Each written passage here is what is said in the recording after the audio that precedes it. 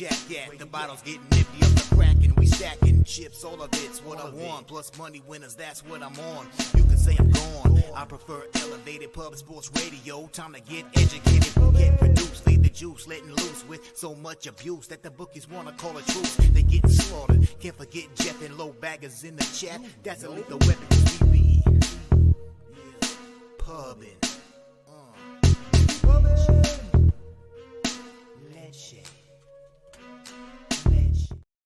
Cappers, gamblers, punters, hustlers, low baggers. Happy Friday, September 15th to all of you. Thank you for watching Betting with the Bag right here on Pub Sports Radio. We have a massive slate today. Very, very big slate full of MLB, of course, huge 15-game MLB slate.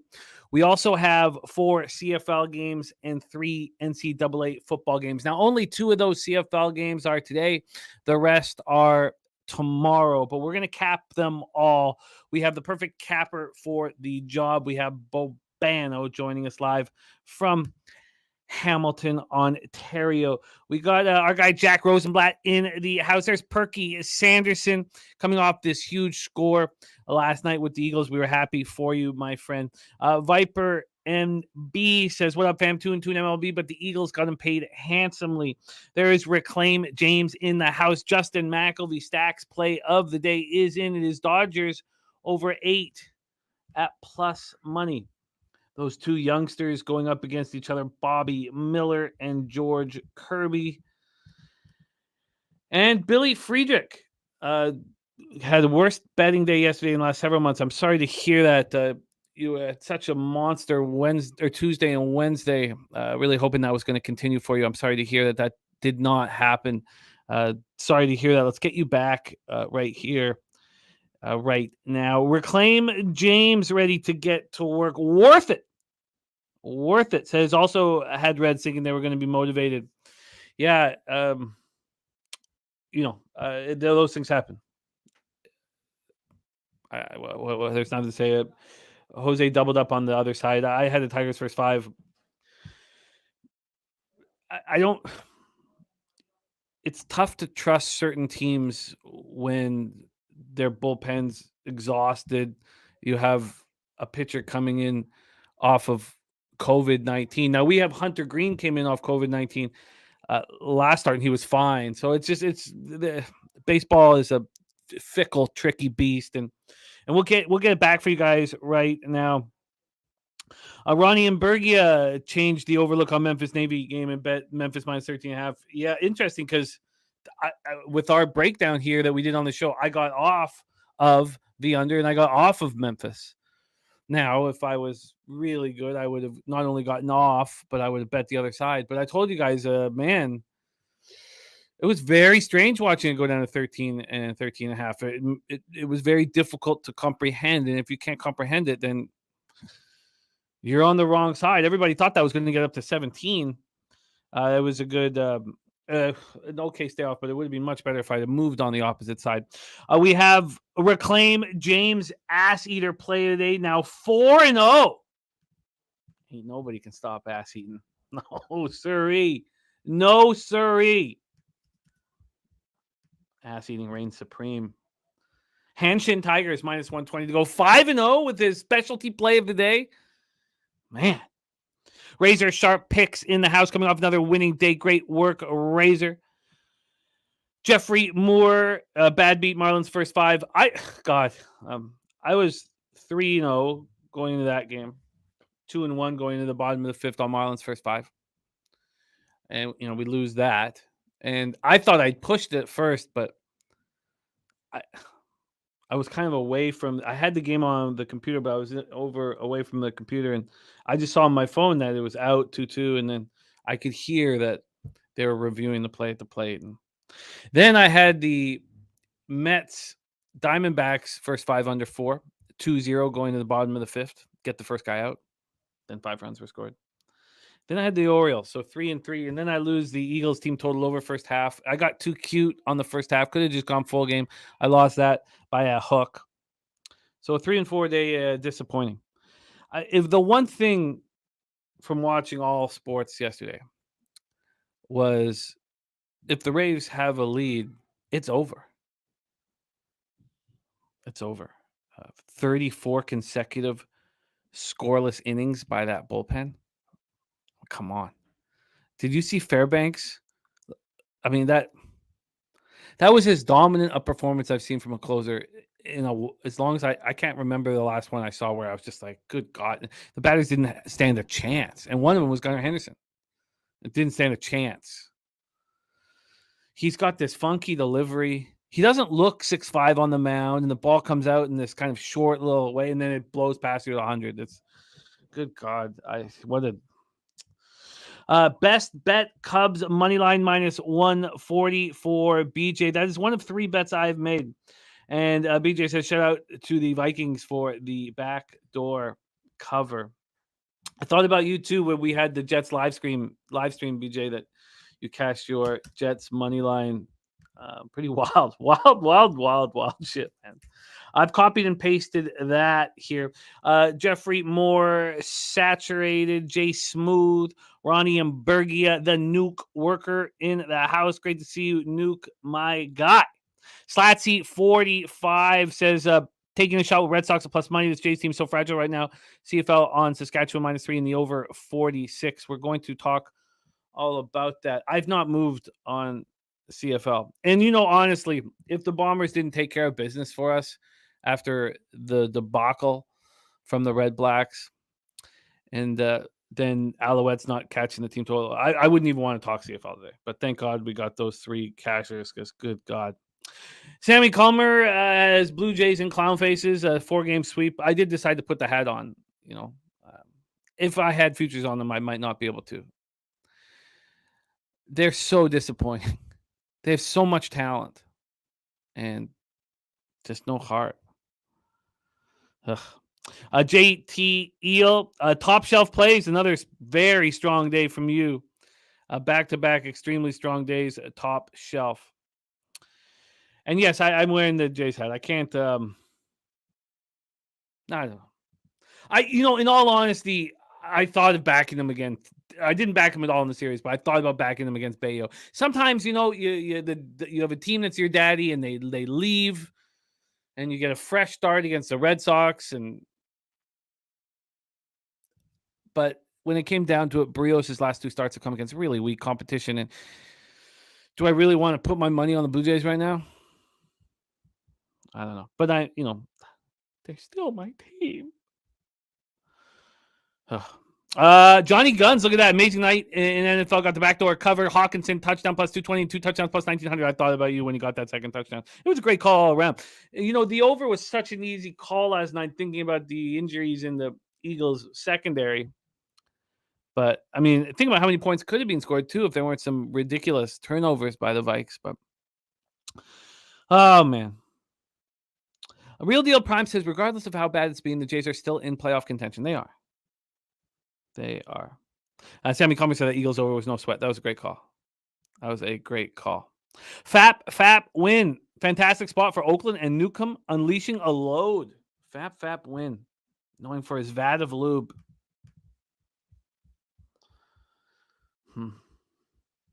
Fap win. Oakland Padres. I wonder how the Padres will. I thought about Lugo bouncing back, and we've done some nice work with the bounce backs, lately. But all right, we got to get to work here. Rocco, Steve G, and ones said Baltimore cost me an 18 parlay. We all know what it's like. You have the loaded bases with no out, and you get 1 run. Loaded bases with no out, and you get 1 run. Rutschman hit into the double play. When things like that happen, you just know it's going to cost you. It's just going to cost you. And sure enough, it did. And, at one point last night, I was like, God, because who the Orioles have next is Houston, in Houston. And I was like, do we jump ship? Is it time to jump ship from this Orioles? I mean, just take the profit and just stop. And I couldn't do that. So I bet him again today. Gifted cartel play of the day is the Rangers -1.5. I've made 3 bets in MLB. I've not touched these college football games, and I've not touched CFL games. So I did move on the New York Jets +9.5 at -114 yesterday. That was about it for me. Let me just get this cartel play of the day for the Rangers in here. Copied and pasted. And then we have to get to work. Rangers, Guardians, cartel play of the day is in. Ronnie and Bergen says the Orioles train is broken down at the station. I don't know. Is it? Do we go that far? I don't know. But I'm not going to. Until I'm down money with this move on them every day, I'm not going to abandon them at this point. Billy Friedrich says, interesting stat about the Orioles. They've not been swept in any series all season long. Their longest losing streak is 4. Current losing streak is 3. Razor. Oh.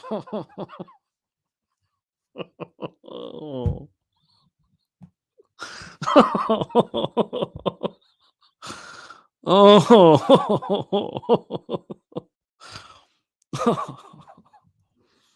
Okay.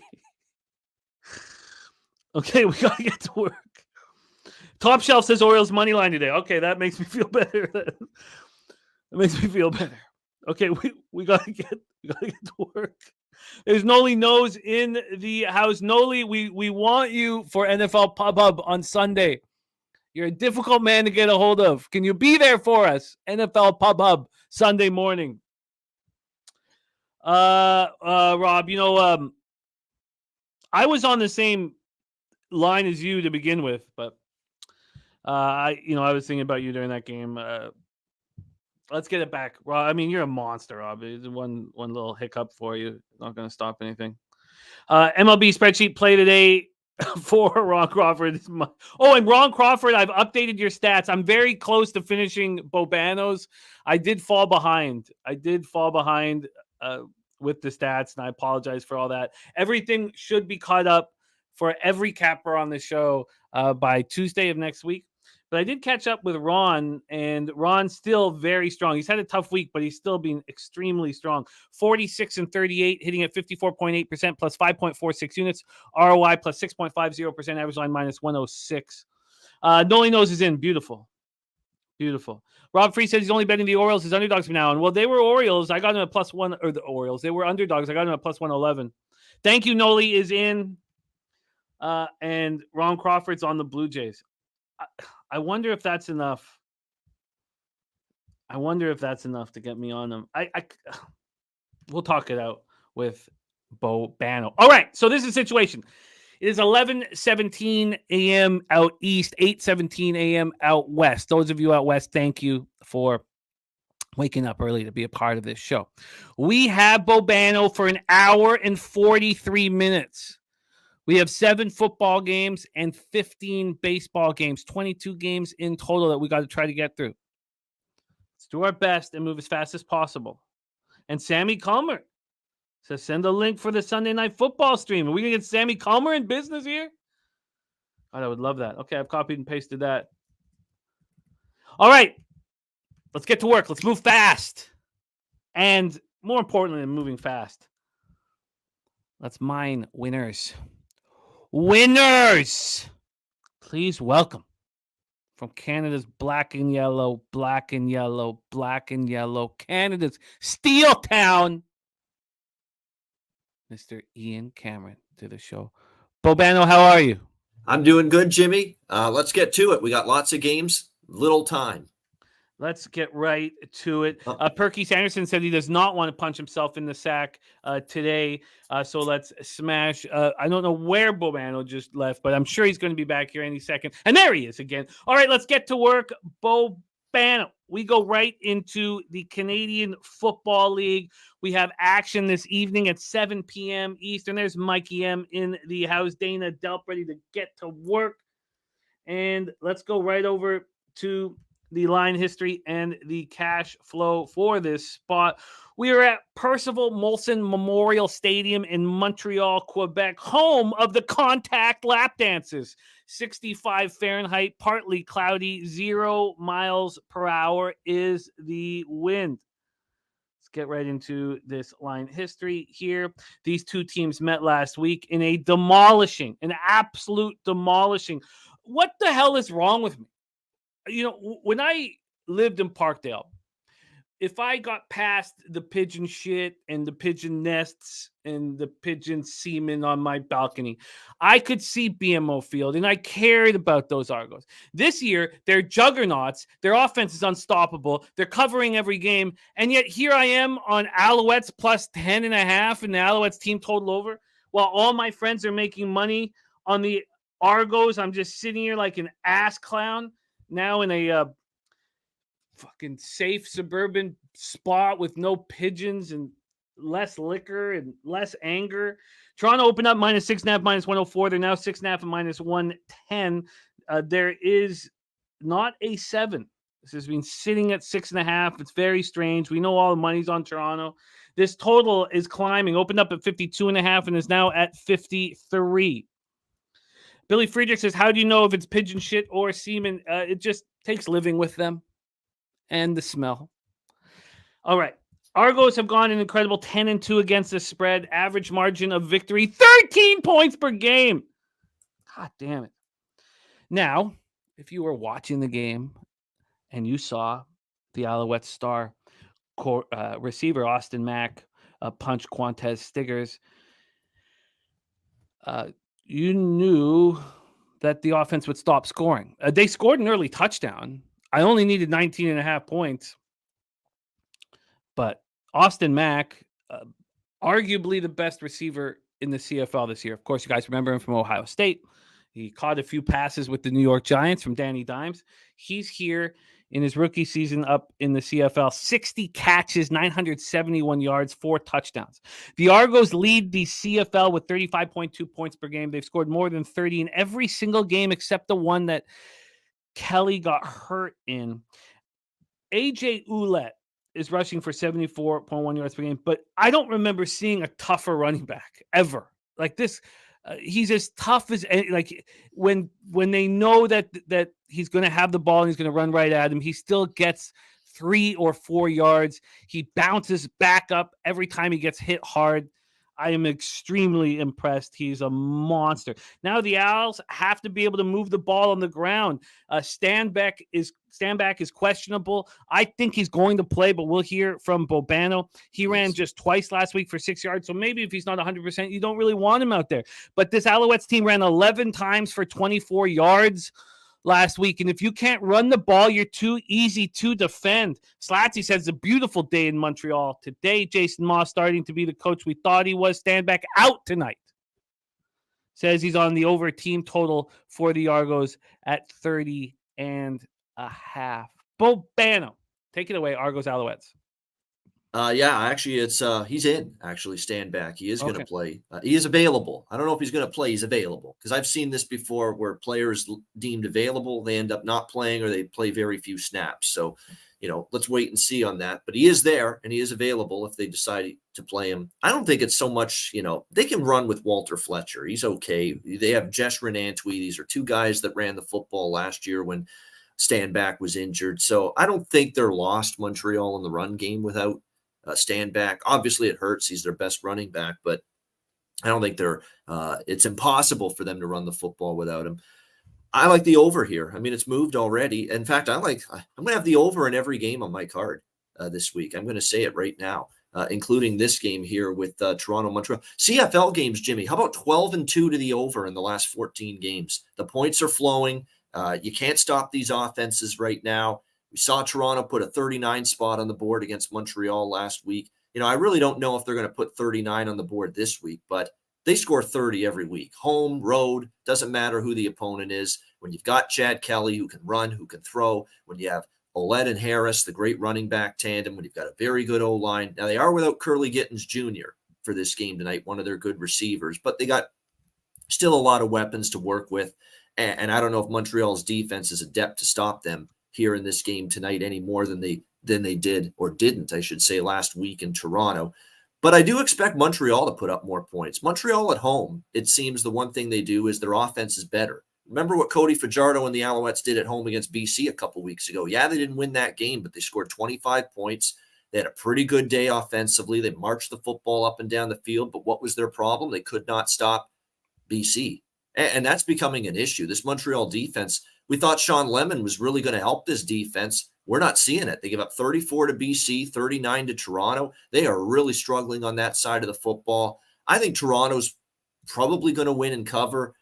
I don't love the idea of laying points on the road with the team that just walloped the opponent a week earlier, and now they're playing them in their stadium in the rematch. But there's no way I'm trusting Montreal and their defense. So to me, it points me to the over, and we do still have a 52.5 at BetMGM. So Argonauts, Alouettes over 52.5, -110 at BetMGM.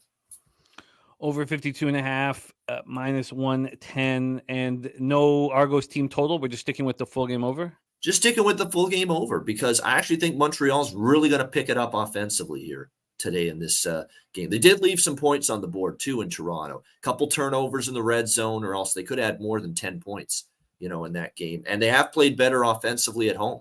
The BC game, they had a good offensive game. Calgary, when they played that team, like if you look at Montreal's numbers at home, they've actually been able to move the ball with and by the way, Austin Mack is back tonight. Remember, he got ejected last game in Toronto, but it's not a suspension that carries over to this game. He will be on the field, and that's important. He is one of the better receivers for this Alouettes team, and that Tyler Snead's really developed into a nice receiver for them as well. Bobano is on the over 52.5. Notice that he's not on the Argos. The line not moving to 7 with, as we know, a very public side. Is that part of the reason you feel like this is fishy, that it's not moved to 7 with everybody on the Argos? Yeah, you know what? It's that, and it's the Argos too. They're going to have one of these days where they're just, they know they're going to win the East. There's going to be some spots to fade Toronto, I think, down the stretch. I don't know if this is it, but I'm just a little reluctant laying 6. Look, I was on Toronto and Montreal earlier this season, Jimmy, back in July. They were laying 6 in Montreal. That's when we were starting to see that they were a pretty good football team. And they won that game and they covered. But I'm telling you what, Montreal was toe-to-toe with Toronto in that game. Yeah. It was back and forth, It turned into a shootout, 62 points. It ended 35-27. That's why I like the over more. I don't want to worry about the point spread cover coming down to the last 2 minutes. Just give me points. I think this game could get into the high 50s, if not 60s, just like it did in Montreal back in July between these two teams. So that's why I prefer the total. I get it. I absolutely get it. Let's roll on. I still think you can move the ball against Toronto's defense. Let's see if Montreal can do a better job of that tonight. Everybody was able to do it until last week. Until, of course, I had the team total over on the other side. Let's move on to 9:30 p.m. Eastern. Edmonton Elks 3-10, 1-5 on the road at Saskatchewan. Roughriders 6-6, 4-2 at home. Mosaic Stadium, Regina, Saskatchewan. 60 Fahrenheit, sunny, 6 miles per hour. We've already heard Slatsy is on these Roughriders. Roughriders are sitting here now at -3. They did open up -2.5. They actually didn't move to 3. Now that 2.5 was heavily juiced. It's been heavily juiced since Tuesday. There was 1 point, it opened up -114, and then within 8 or 9 hours it was -129. So I can understand people wanting to have the 3 at a regular juice than a -130 on the 2.5. But that's where we're sitting here with the Green Riders. On the total side of things, we're sitting at 46.5. BetCris has moved it to 47. This opened up at 46. It got up to 47, and Pinnacle moved it back down to 46.5 here this morning. Edmonton comes in off that wild last-second 25-23 win at home over Calgary last week. They look very good in both those games against Calgary. We made a ton of money on that first one, but they didn't cover either of them. And I was very hesitant. I tried to get people kind of off of Edmonton in that last game because I was saying now, Calgary knows they're a good football team. Calgary knows now. They're not going in kind of loosey-goosey. I mean, they had to come back from 20 down at home in front of their own fans And so I just stayed off of it instead of being on Calgary and the under, which again is a problem I have, just staying off the spots instead of doing the flip after we cap it. But there's no doubt in anybody's mind that Heck Crichton, winner out of Waterloo, Trey Ford, is the real deal. In 5 games, he's run for over 400 yards, and that hasn't stopped Kevin Brown from being a monster on the ground as well. Kevin Brown now has run for 829 yards. He's second in the league.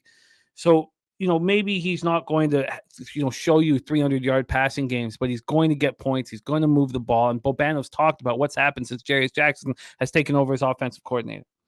What else has happened? Their offensive line is healthy. What else has happened? Geno Lewis is good to go. He's played 7 games now. He's caught 26 passes, 470 yards, and 2 touchdowns. So there's a lot good going on with Edmonton. But we all like to back teams that just get their teeth kicked in when it's not an X's and O's necessarily an X's and O's situation. Jake Dolegala looked spectacular twice in a row. Spectacular, shocking. Maybe spectacular is a little much, but really, really good. And then he got completely shut down against an angry Winnipeg team that, has been the class of the league for years now. An angry Winnipeg team that just lost in Saskatchewan and took a cheap shot and said that we are going to crush you at home. And they did just that. They won 51-6, and we cashed the first half and the full game, and the team total over. We cashed the team total over before half was done. But before that, the Riders had 2 very successful games with Dolegala at quarterback where they put up plus 30 points. And I can understand why Slatsy is on the Saskatchewan Roughriders. I've not moved on this game. Thank you to Razor Sharp Picks for dropping Delaware Park's full card. And the Quinimus wondering if you should max bet Montreal. Very, very interesting. There's Sean Pulliam in the house. Great to see all you guys. Here we go, Bobano. Take it away. Elks, Roughriders. Yeah, this one is a fascinating game, Elks and Roughriders. I've been riding Edmonton week in and week out since Trey Ford's been in there at quarterback and since Jarius Jackson took over as OC. And for the most part, I've been rewarded. I think I've been on the team total on the Elks over every game since that happened. And I feel like I want to come back to it again here, but I also think this is just a tough situation for Edmonton. They rallied in the 4th quarter to beat Calgary in the Labor Day rematch last Saturday. It was kind of weird that Calgary is down double digits to Edmonton on Labor Day, comes back and wins that game at McMahon. And then last week, Edmonton's down double digits to Calgary in the rematch, and they come back to beat Calgary. So crazy how that game ended up going. But, it's not easy for me to break up, if you will, with this Elks team for 1 week, but I just feel it's not a good spot for them. Okay, they're going on the road. They had the big comeback against Calgary. They're going to Saskatchewan, who have finally figured things out at home. They have played really good football at home lately. With Jake Dolegala at quarterback, all they did, Jimmy, at home was beat BC and Winnipeg. The 2 best teams in the CFL, or the 2 best teams in the West, if not the CFL, at home. And with Jake Dolegala, we're kind of seeing that MLB pitcher thing with him as far as home road dichotomy. He plays very well at Mosaic. We've seen it. He's played great in the 2 wins against Winnipeg and BC, but you get him on the road in Montreal when he took over for Mason Fine, who got injured in that game. He was terrible. Last week in Winnipeg, on the road, he was terrible. He wasn't very good, but at home, he's been really good for this team at quarterback. And Edmonton going on the road on a short week, I'm not sure I trust them here. I think it's a situational advantage for Saskatchewan going into this game. I definitely would lean to that side. I don't know if, I will actually. The money line at DraftKings is minus 155. I didn't want to lay 3, but I think they're going to win the game.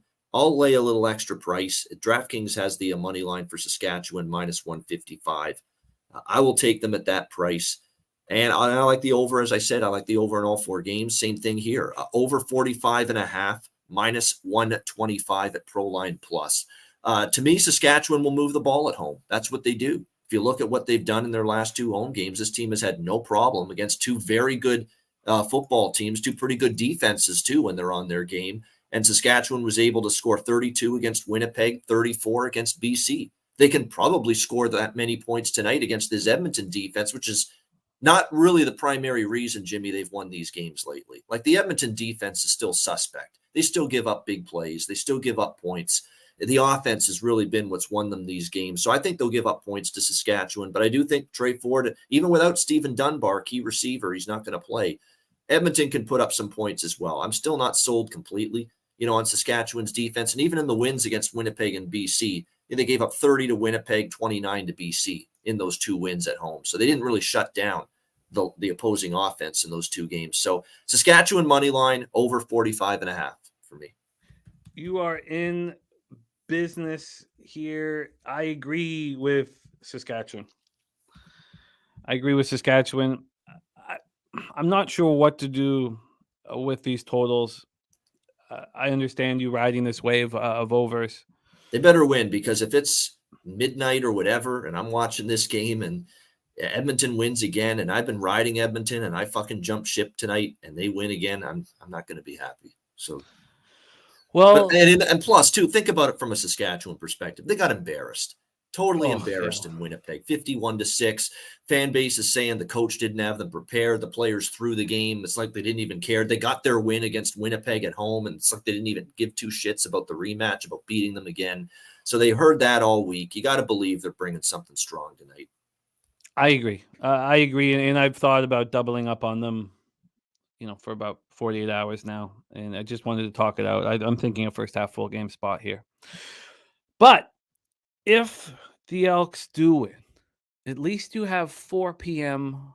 Eastern on Saturday, where Bobano will be at Tim Hortons Field in Hamilton, Ontario, 71 Fahrenheit, sunny, 6 miles per hour, because soon, Bobano, we won't be talking about these beautiful days where you will be at the game. Soon, your toque will be on. Let's talk about this spot here. Beanie. I apologize. Beanie. Okay, let's move over to the line history here for the game that you will be attending. Bombers, Ticats. Total-wise, this is sitting at 48.5. This opened up at 47.5, and it's gone up a point. Let's go over to the spread here. Another spot where we have a 6.5 point dog at home in the Hamilton Tiger Cats. And this opened up at 6 and has moved to 6.5. And one team is scuffling offensively. That's a 6.5 point home dog in the Alouettes. The other team has opened up the playbook for Taylor Powell. I guess he had to earn the right to have the playbook opened up. And he is all of a sudden, I can't believe I'm saying this, one of the best quarterbacks in the CFL. His performance in Ottawa last week was very, very good. Yeah. 6 touchdowns in his last 2 games. He's just over 600 passing yards in the last 2 games.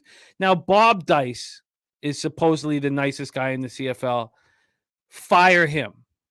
His decision-making is so horrible. Yeah. Who cares how nice you are? But we'll talk more about that in the Lions Red Blacks game up next. So last week, the Bombers destroyed. Oh, let me move this here. And we have Jose back in action, which is wonderful. But he did get all the graphics up for me. It's been my fault for being slow pulling them up. But last week, the Bombers destroyed the Riders in the Banjo Bowl 51-6. We just discussed it. This Bombers offense is absolutely nasty. When they're focused and when they're locked in and when they care, which is a wild thing to say, but they've been dominating the league for a few years and they just seem to mail it in at times and they don't look locked in at times. And, they're averaging 405.4 yards per game, but they seem to follow up these impressive performances with underwhelming ones, and especially on the road. The Ticats coming off that impressive 27-24 win.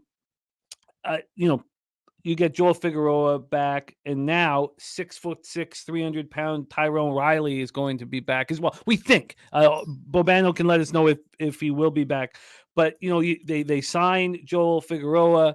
They finally get him back, and Taylor Powell has time. Now the issues, and I need you to touch on them here for us, Bobano, is the secondary. Your secondary has a ton of injuries. They're already second last in the league in points per game allowed, 27.2. So do we think that even though the Bombers smashed last week, that their coach is going to be completely on them for not following these up with another impressive effort? Do you think they'll be take it away? Bombers, Ticats, floor is yours. Yeah, there's a lot to talk about here. First of all, just hats off to the Ticats. I didn't see them winning in Ottawa last week, even though they had dominated Ottawa. They'd beaten them twice. I mean, that's as bad a scheduling spot as you'll ever see a team in this league go through. To go from a Monday to a Friday, just absolutely brutal here. Did he get placed on the injured list? So the CFL website's wrong. Okay. Good job, CFL.ca. They said he's available. So Standback may not be available, but either way, it's still like the over. This game, when you look at it, Winnipeg and Hamilton, look, Hamilton was great last week. That was the best game Taylor Powell's played. There's no question about that, which is an indictment of the Ottawa secondary, which just couldn't stop you or me from throwing and catching the ball against them. I'm convinced of it. But nevertheless, look, he played great. He is getting better week by week. He's reading the defenses better. He's starting to run a little bit, too. Uses athleticism. His accuracy is getting better. He hit a couple deep balls, which was good. He's missed on every single deep pass, it seemed, prior to last week, and he's starting to find some chemistry with Tim White. Been waiting for Tim White to really, really look like that dominant number one receiver. Maybe it just took a while for the chemistry to develop between him and Taylor Powell, but it's starting to get there for Hamilton. No, I like the way the trajectory of this offense right now. And let's give credit to Scott Milanovic, okay? He has really done a nice job as OC. They're running the ball now too. James Butler, they're committing to giving him a fair number of carries every game. It's opening up the passing game because now defenses have to respect James Butler in the run game. So I don't know why Tommy Condell couldn't figure that out, but that's probably why he's no longer has his job, as OC, and that's why Scott Milanovic does. So credit to him. The OC play calling has been better in these last few games.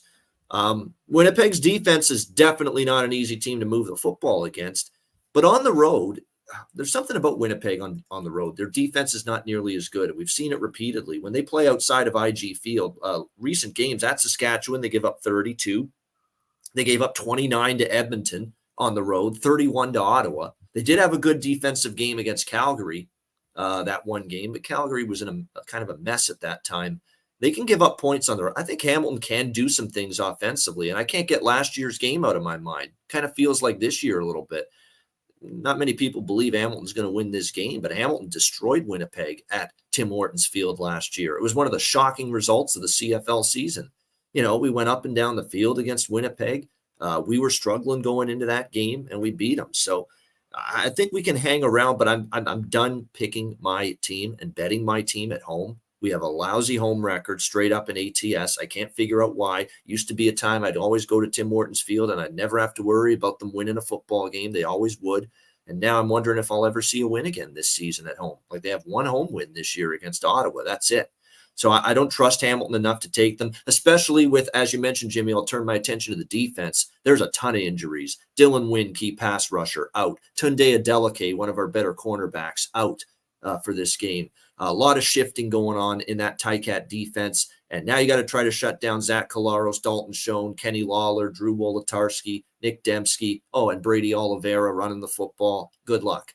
I don't anticipate good things from the Hamilton defense. And to be honest, they didn't play that great last week against Ottawa. The reason they won that game is because they outscored Ottawa, not necessarily because the defense was really all that good. So what does that put me on in this game? The third of my 4 CFL overs this week. That's what.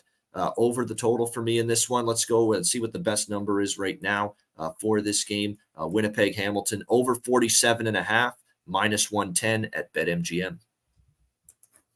You are in. This is the first over that I really like. Now, it's not that I don't like the Argos Alouettes over, but that, now we're getting at 53s and stuff like that. So, but this one is, I like a lot. Perfect date for the game tomorrow. Sunny, 22, light wind. I'm going to join you on the over. I'm going to be on the Roughriders. And maybe that's it. But let's talk about the final game on the board before we get into NCAA football. 7 p.m. Eastern, Ottawa Redblacks 3-9, 1-5 on the road at the BC Lions, 8-4, 4-1 at home. We're at BC Place in Vancouver, BC. I cannot think of a team that needed a bye as bad as the BC Lions did. They just desperately needed it. Their playmakers, a wide receiver, and then, of course, Vernon Adams being, limping around the field. It's they needed it badly, and now they get it. And the Red Blacks have cost me a lot of money this year. There's no getting around it. And the problem is I watch them play, and I watch Dustin Crum look like a future star in the CFL. And Devontae Williams, he ran for 146 yards and 3 touchdowns, and they couldn't beat the Ticats, who were on 4 days rest when the Red Blacks were coming off of a bye. Bob Dice's decision making, I can't watch it anymore. I can't watch it. I can't watch these games. I just lose it. And all I think, oh, he's a nice guy. Well, that's great. I really wanted him to succeed because you're right about the nice guy thing. He is a great man. But unfortunately, awful football head coach. I mean, it's I hate to say it, but you're right. It's been rough. He's had a rough season. Let's be real. He's had a rough season. Go be a greeter at fucking Walmart, because you're costing me money, and it makes I just can't even fathom what he's doing out there. And then you're talking about Tim White. Jimmy's like, you're not nice guy, Bob Dice. You're not being nice to me. I'm losing my ass because of you. I'm losing money because of you. That's not very nice. Slatsy had his buddies at the game, and they're really low, beautiful seats, and they're screaming at Dice to double Tim White. And it's like, how hard is that? You have one guy beating you out there. Unfucking believable. So the Red Blacks coming off a 27-24 loss at home, but I still believe in Crum and Williams. I think that this team can move the ball. Now, the Lions defense has been hurt badly on the ground. And here you have, you watched what the Ticats did to them, so we haven't seen the Lions since week 13. They beat Montreal 34. I have 15 here, but I'm pretty sure it's 34-25. Vernon Adams needed the rest. Ottawa's defense has been so bad. They're giving up 325.8 passing yards per game. They have 22 completions this secondary is allowed of 30-plus yards. 22. I mean, that's just unbelievable. So with this spot here, Akbar Saloev says, stop betting these games. It was just 2 years ago I hit 14 straight in CFL, Akbar, and I'm not going to say the things I'm thinking about you, Akbar. I'm not going to say them, but I'm thinking them right now, and they're horrific. So take it away. Red Blacks, BC Lions, Bobano. If you want to bet Ottawa, go for it. I'm not interested at all in this team. BC 7. How about 7-1 straight up, 8-0 against the spread? BC head to head against Ottawa. The last 8 meetings. You talk about dominance. 4-0 straight up in ATS. The last 4 times they've hosted Ottawa, and it's been ugly for the Ottawa Red Blacks when they've made the trip. So Ottawa has this dream spot off a bye. Hamilton playing Monday to Friday, going on the road, and they still couldn't win that football game. Absolutely awful for Ottawa to lose that game. There's no way I'm trusting them now going east to west. A BC team off a bye week, rested and ready. Yeah, I'm looking at the results here. Look at these games in BC between these two teams since 2018. Ottawa's gone to BC 4 times, 0-4 straight up, 0-4 against the spread against BC, 26-14 BC, 29-5 BC, 45-13 BC, and then last year 34-19 for BC. Non-competitive Ottawa in every game. I'm laying it with the Lions here. I'm not overcomplicating it. They're off a bye week. Rick Campbell against his old. I think too part of it is Rick Campbell wants to kick his old team's ass. I really do. I think there's some. He will never say that publicly. But I think deep down, he wouldn't mind not only beating Ottawa, beating them handily. Look, their defense is awful. Absolutely terrible. And even the run defense, which was so good early in the season, has kind of not been as good. I mean, James Butler had a good game running the ball against Ottawa. Teams are starting to run better against this Ottawa team. And forget about the secondary. They couldn't stop anybody. They're throwing the ball against them. And from what I've read, too, from Vernon, from Rick Campbell, from one of their, I think it was Hatcher, talking about they remember the last time they played at home, one of their worst games of the season against my Ticats. And they said, we want to kind of make amends for that. We know the last time we played here at BC Place, we kind of laid an egg. against the Ticats. So I don't think they look past Ottawa. There is that feel, especially off a bye week. I think they come out ready. They handle their business. Ottawa has shown no signs of being able to compete with this BC team in recent years. So BC minus 9.5, minus 110 at BetMG or at Pinnacle, minus 9.5, minus 110 at Pinnacle, and another over for me because I just think BC is going to get well into the 30s against Ottawa, like most teams do. But I do think Dustin Crum. You're right about Devontae Williams, and you're right about BC. Yeah, been giving up some yards on the ground lately. I do think Ottawa could get some points on the board as well. So BC minus the 9.5, and I'm also going to go with over 46.5, minus 110 at FanDuel.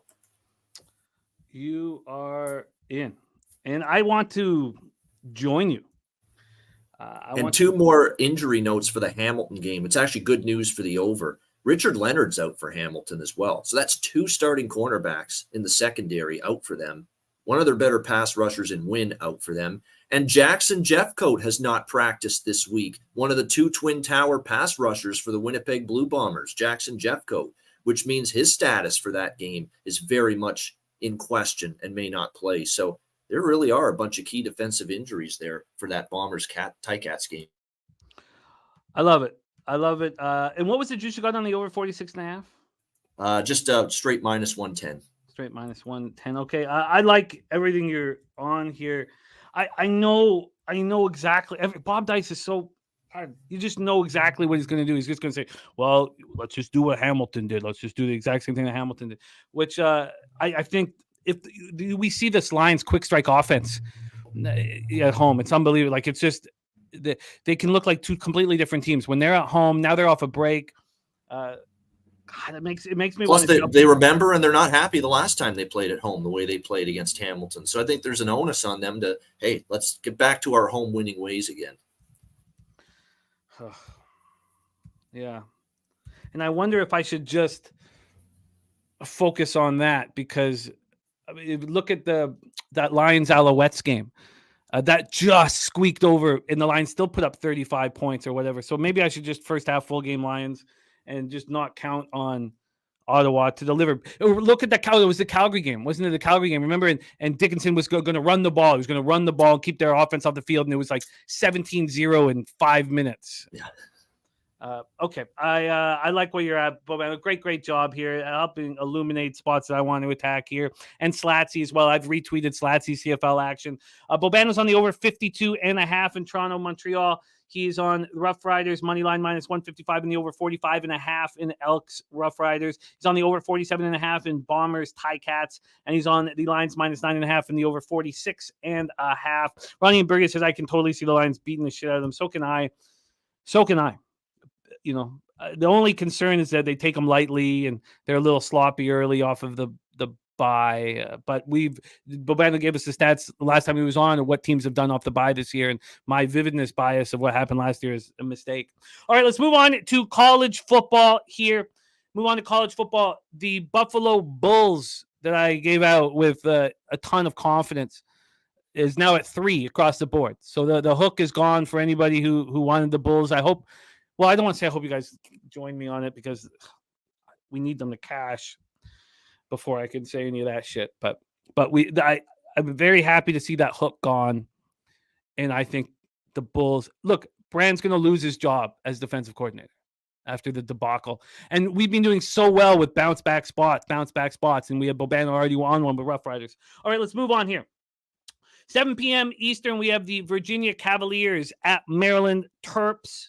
We're in College Park, Maryland, 74 Fahrenheit, sunny, 9 miles per hour. Let's get right into the line history here for this one. We have 3 NCAA football games on the slate, and one of them we already broke down on Wednesday, and we're given us a pick by Connor Mack. So we're going to get to double down on that one. The injury issues at quarterback for Virginia is the only reason why I wasn't on them against James Madison. After losing 49-13 at home versus Tennessee, and that was going to be my 4th spot. I was going to give him out, but I was like, I can't do it when I don't know who exactly is going to be at quarterback. Now there's been some idea after we saw Calandria, the freshman, at quarterback. But it was a mistake. They covered, but they didn't win. But let's go over the line history here on this one. Virginia opening up as 13.5 point dogs. They're now 14.5 point dogs. When we get over to the total in this one, we have Pinnacle holding this at 47. This opened up at 50.5. That's a big drop. We're now down 3.5 points on the total. Let's bring in this total right now here. Sorry, move over here. Let's bring in the cash flow. I'd love to see what's going on in this one. We have 85% of the tickets and 80% of the cash on Maryland. From a total perspective, we have 74% of the tickets and 67% of cash on the over, and yet it keeps dropping. Now, maybe it's dropped too far. That might be the problem. Senior Tony Muskett looked horrific in that game against Tennessee. Now, Tennessee's a tough defense, 9-17 for 94 yards. So they bring in a 5'11", 180-pound freshman because he's so bad. And that's what happened. Oh, thank you. Thank you, Jose. Love to thank you that you're back in action. So he was 22 of 33 for 389 yards, 2 touchdowns, and a pick against James Madison. I mean, this kid can play. Maryland opened their season with a very easy 38-6 win over FCS Towson. Before they defeated Charlotte at home, they won 38-20. It wasn't a very, they didn't look good doing it. They were 24.5 point favorites. Tagovailoa, 2 interceptions, 25 of 36 for 287 yards. After all the, the bullshit about what would it be like if he had stayed at Clemson, he lays an egg against the 49ers. Take it away for us here, Bobano. Friday night action here, 7 p.m. Eastern, Cavs, Terps. So I have a couple small bets here. I don't think I'm going to make either one official. First of all, I got Maryland at minus 13.5. I think the move to 14.5, I don't like it.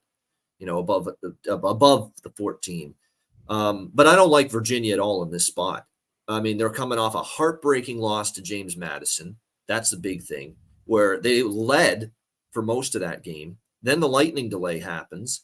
And then all of a sudden, James Madison flips a switch and they erase a double-digit deficit in the fourth quarter and come back to win against Virginia. And that was an emotional game for Virginia at home. The first home game in Charlottesville since the tragic shooting on campus involving the death of 3 football players on the Virginia football team. And to lose the game like that, and now you got to travel on the road on a short week to College Park here, just from a pure spot perspective, it's not a Virginia spot at all. It isn't, and I don't trust them. And I actually don't like that their number 1 quarterback is healthy and is going to start in this game. I don't like it. I liked what I saw out of the young kid, Anthony Calandria, last week. He played really well. He only had a few incomplete passes. He had a ton of passing yards. He looked a lot better, in my opinion. Now, granted, the starting quarterback had to play against Tennessee in the first game, but still, he didn't impress me at all. Did not like what I saw from the Muskett man. And no, I'm not talking about that horse that ran in the Triple Crown 15 years ago. I'm talking about Tony Muskett here for the Virginia Cavaliers. I wasn't impressed. I was not impressed. And he's the starter. I mean, Tony Elliott said he's going back to Muskett. I get it. He made him the starting quarterback to start the year, and you're not going to yank him after one bad game. But I already can say I like what I saw more out of Calandria last week. The offense moved the ball. Now, here's the problem for Virginia. Their O-line is bad. Muskett, not nearly as mobile. They don't have a ton of skill position weapons down the field. And then you look at Maryland, and I know Talia Tagovailoa had a couple interceptions and an early pick 6 against Charlotte. Didn't play great, but they can run the football, and they should be able to run the football. Virginia's run defense has been shredded so far this season, and their defense just overall hasn't been good at all. James Madison's not a great offensive team. They don't have a great quarterback, and they put up 36, against this Virginia defense. So, like I say, I like Maryland below 14. I still lean Maryland 14.5. It's just, to me, it's getting up there a little bit. I just think there's a class difference between these two teams right now. And I don't trust Virginia spot-wise after that emotional day on Saturday and the long lightning delay, too. It was a very long day. They lose that game. They got to go on the road on a short week with a coach I don't trust. So, yeah, I lean I'm not going to make it official at the current number, but I do lean Maryland. I lean over now at the deflated total as well, 47. I'm worried about what Virginia's offense can do, but I think Maryland will be able to score a bunch of points. Virginia's just not been any good defensively so far this season. So, lukewarm opinions, Maryland and over for me. I mean, you can imagine that Muskett's looking over his shoulder. I think this could be a great live betting situation here. Good call, Lucas. Maryland team total over. That's good. Good call. I don't argue with that one bit. I think that a first half Maryland spot could be in order. I just want to see exactly how, what that line is. I'm sure it's, probably 7.5, 8, I believe. Yeah, we know we're not going to get a 7. Let's see the first half right now. You can get 7.5. Now they're not juiced. I think that if they're down big and Calandria comes in, it'd be a real fun live betting spot for Virginia if they're down big, though. And, we've had, 2 straight. We see now Virginia go out on the road. I think this could end up very bad for Virginia here. And with Talia is not the kind of quarterback for Maryland that can carry the team all through the air. He can run it. He needs a good ground game. I think that makes him an even better quarterback. Well, look at this matchup. Maryland's averaging 5.8 yards per rush, 18th in the country this season. They're facing a Virginia defense that's 121st in terms of yards per rush allowed, 5.3 yards per carry allowed. So that to me screams that Maryland should be able to not only run the ball, but run it really effectively here. I like this. This was great. I don't want to double up, but I think we can take advantage of that slow start by the Terps against 49ers. I think we can take advantage of it. I think we can take advantage of Virginia being on the road for the first time after that emotional game, which they couldn't finish off. I like this cap very much. I think there's angles here. Now we're going to be on the very public side, but that happens. That happens sometimes, and it is what it is. All right, let's move on. 7 p.m. Eastern.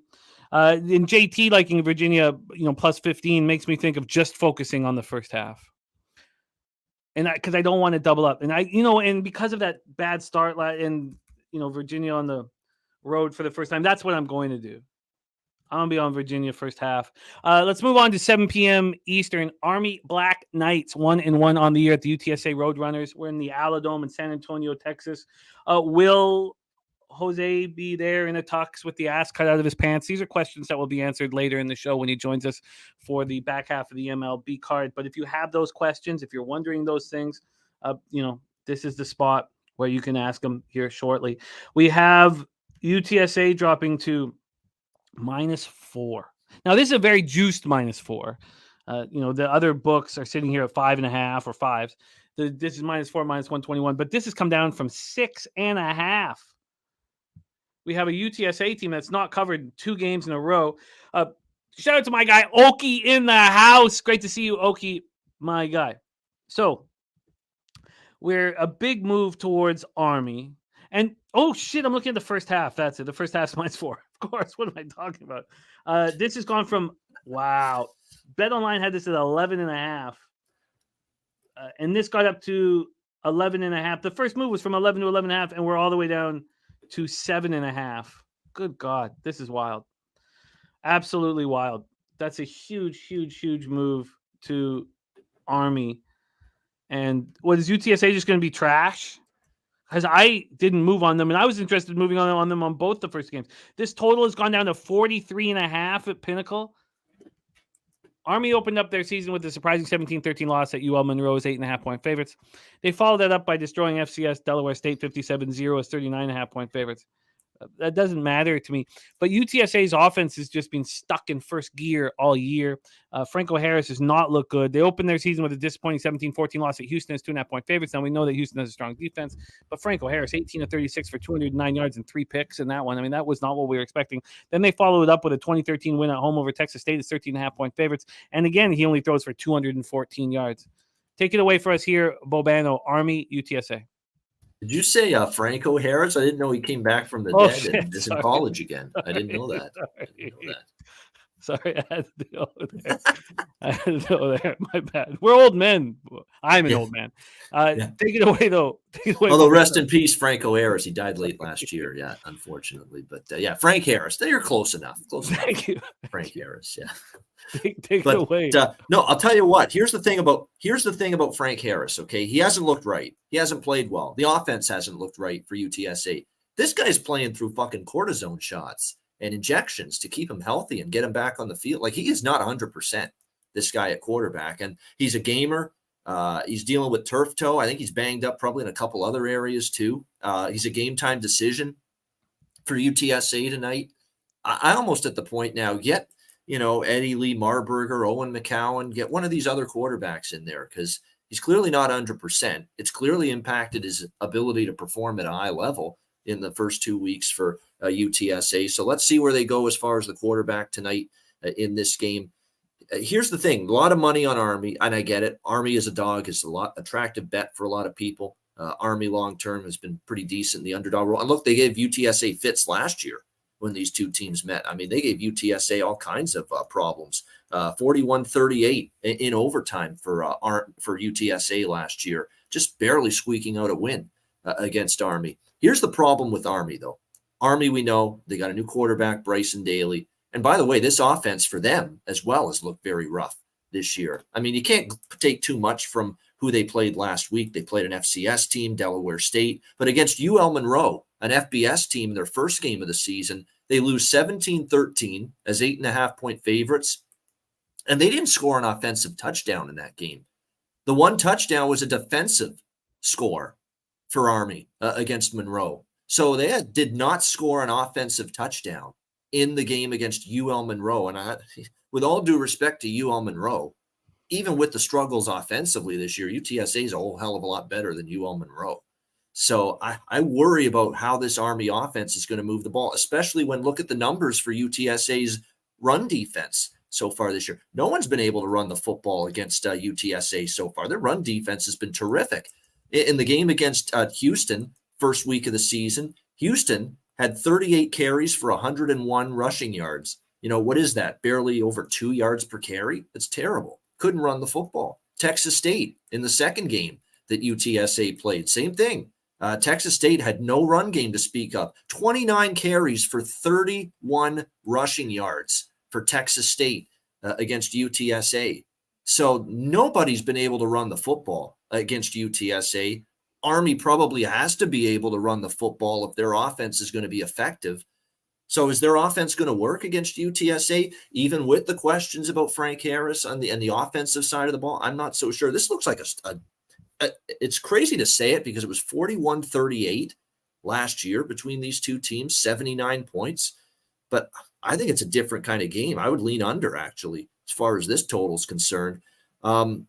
And to me, I don't trust Army's offense enough to take them. And in fact, I think the number's coming down to a point where there's value on UTSA, and there's especially value. Well, I shouldn't say value if Harris plays, because I'm worried that he plays and he's still not 100% and he's still struggling just like he did the first two games.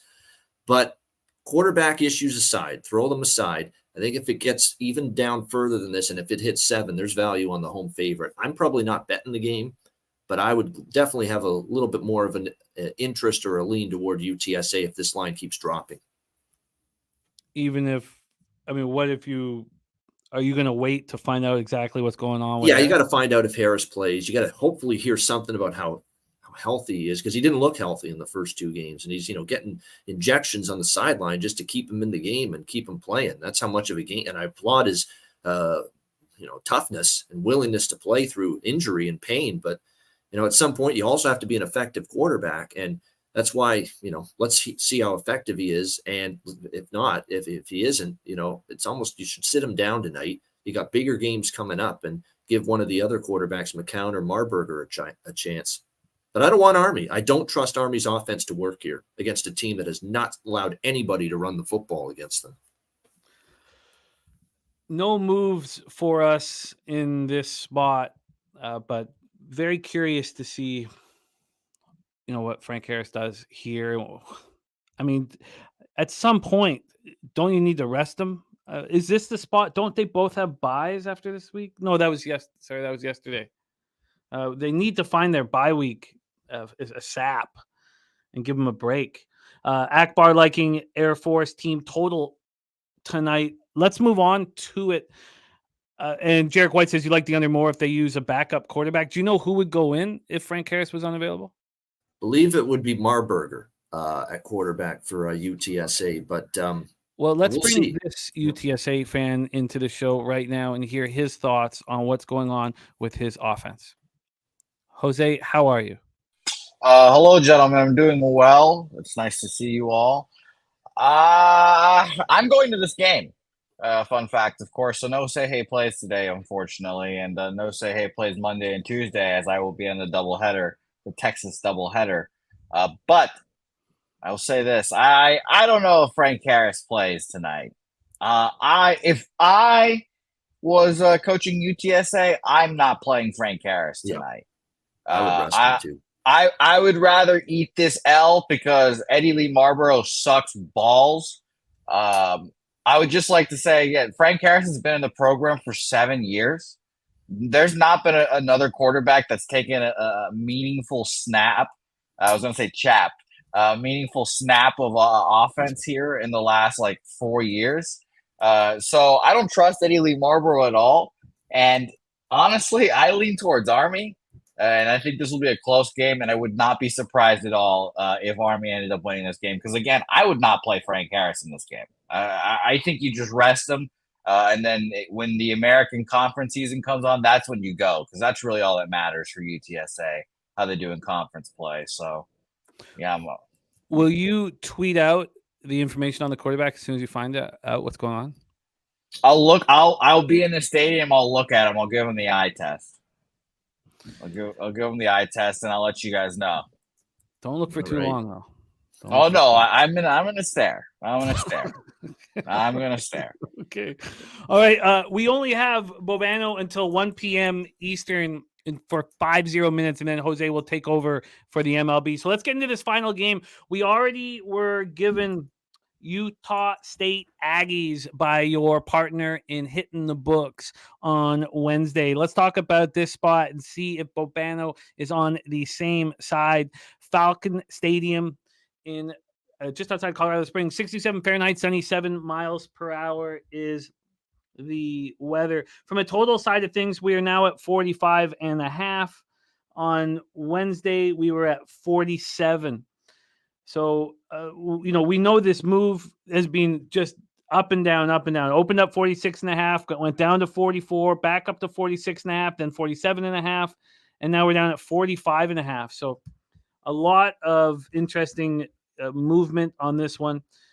And then from a spread situation here, we are sitting with a 9 on the board from Penny. When we did the show on Wednesday, this had moved from 9 to 9.5. It opened at 9.5, but there had been a move from Monday to Wednesday from 9 to 9.5. So it's now 9s across the board, and that 9 is juiced for the Aggies here. Robert Franklin got in on Utah State. Jarek White said CMAC with a sharp look at plus 9.5. And Vitalis wondering if Jose will have a sign of the Rangers game saying, I can only wish you don't make the playoffs. Yeah, I think that can, I think we can get a sign together for Jose.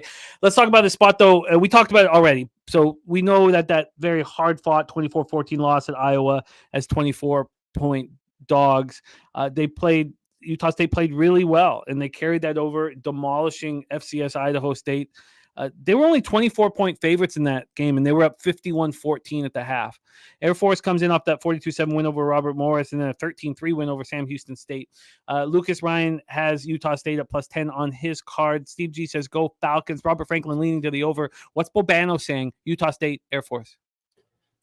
Styles make fights. I'm right there with my guy, Connor Mack. And I'm going to make this my one official play for the college card tonight. Utah State plus 9.5, minus 110 at Bet Rivers. There's some chatter that I've taught. There's a lot of people I know and people I respect in college football as far as betting is concerned that love Air Force tonight because they figure they've lost 2 in a row to Utah State. They've lost back-to-back years as favorites outright to Utah State each of the last 2 years. And people say double revenge, and they played Robert Morris and another team who last week, easy opponents Sam in their Houston first State. 2 games, and they're ready to, maybe they were holding something back, Air Force, for this, conference opener against Utah State, a Mountain West game. Yeah, it was Sam Houston last week for Air Force. Sam Houston's actually got a really good defense this year, but I don't buy it. I mean, Utah State has had no problem with Air Force they've won outright as dogs each of the last 2 years, head to head. They beat Air Force 49-45 2 years ago, 34-27 last year. The key matchup is, can you stop or neutralize the ground attack of Air Force?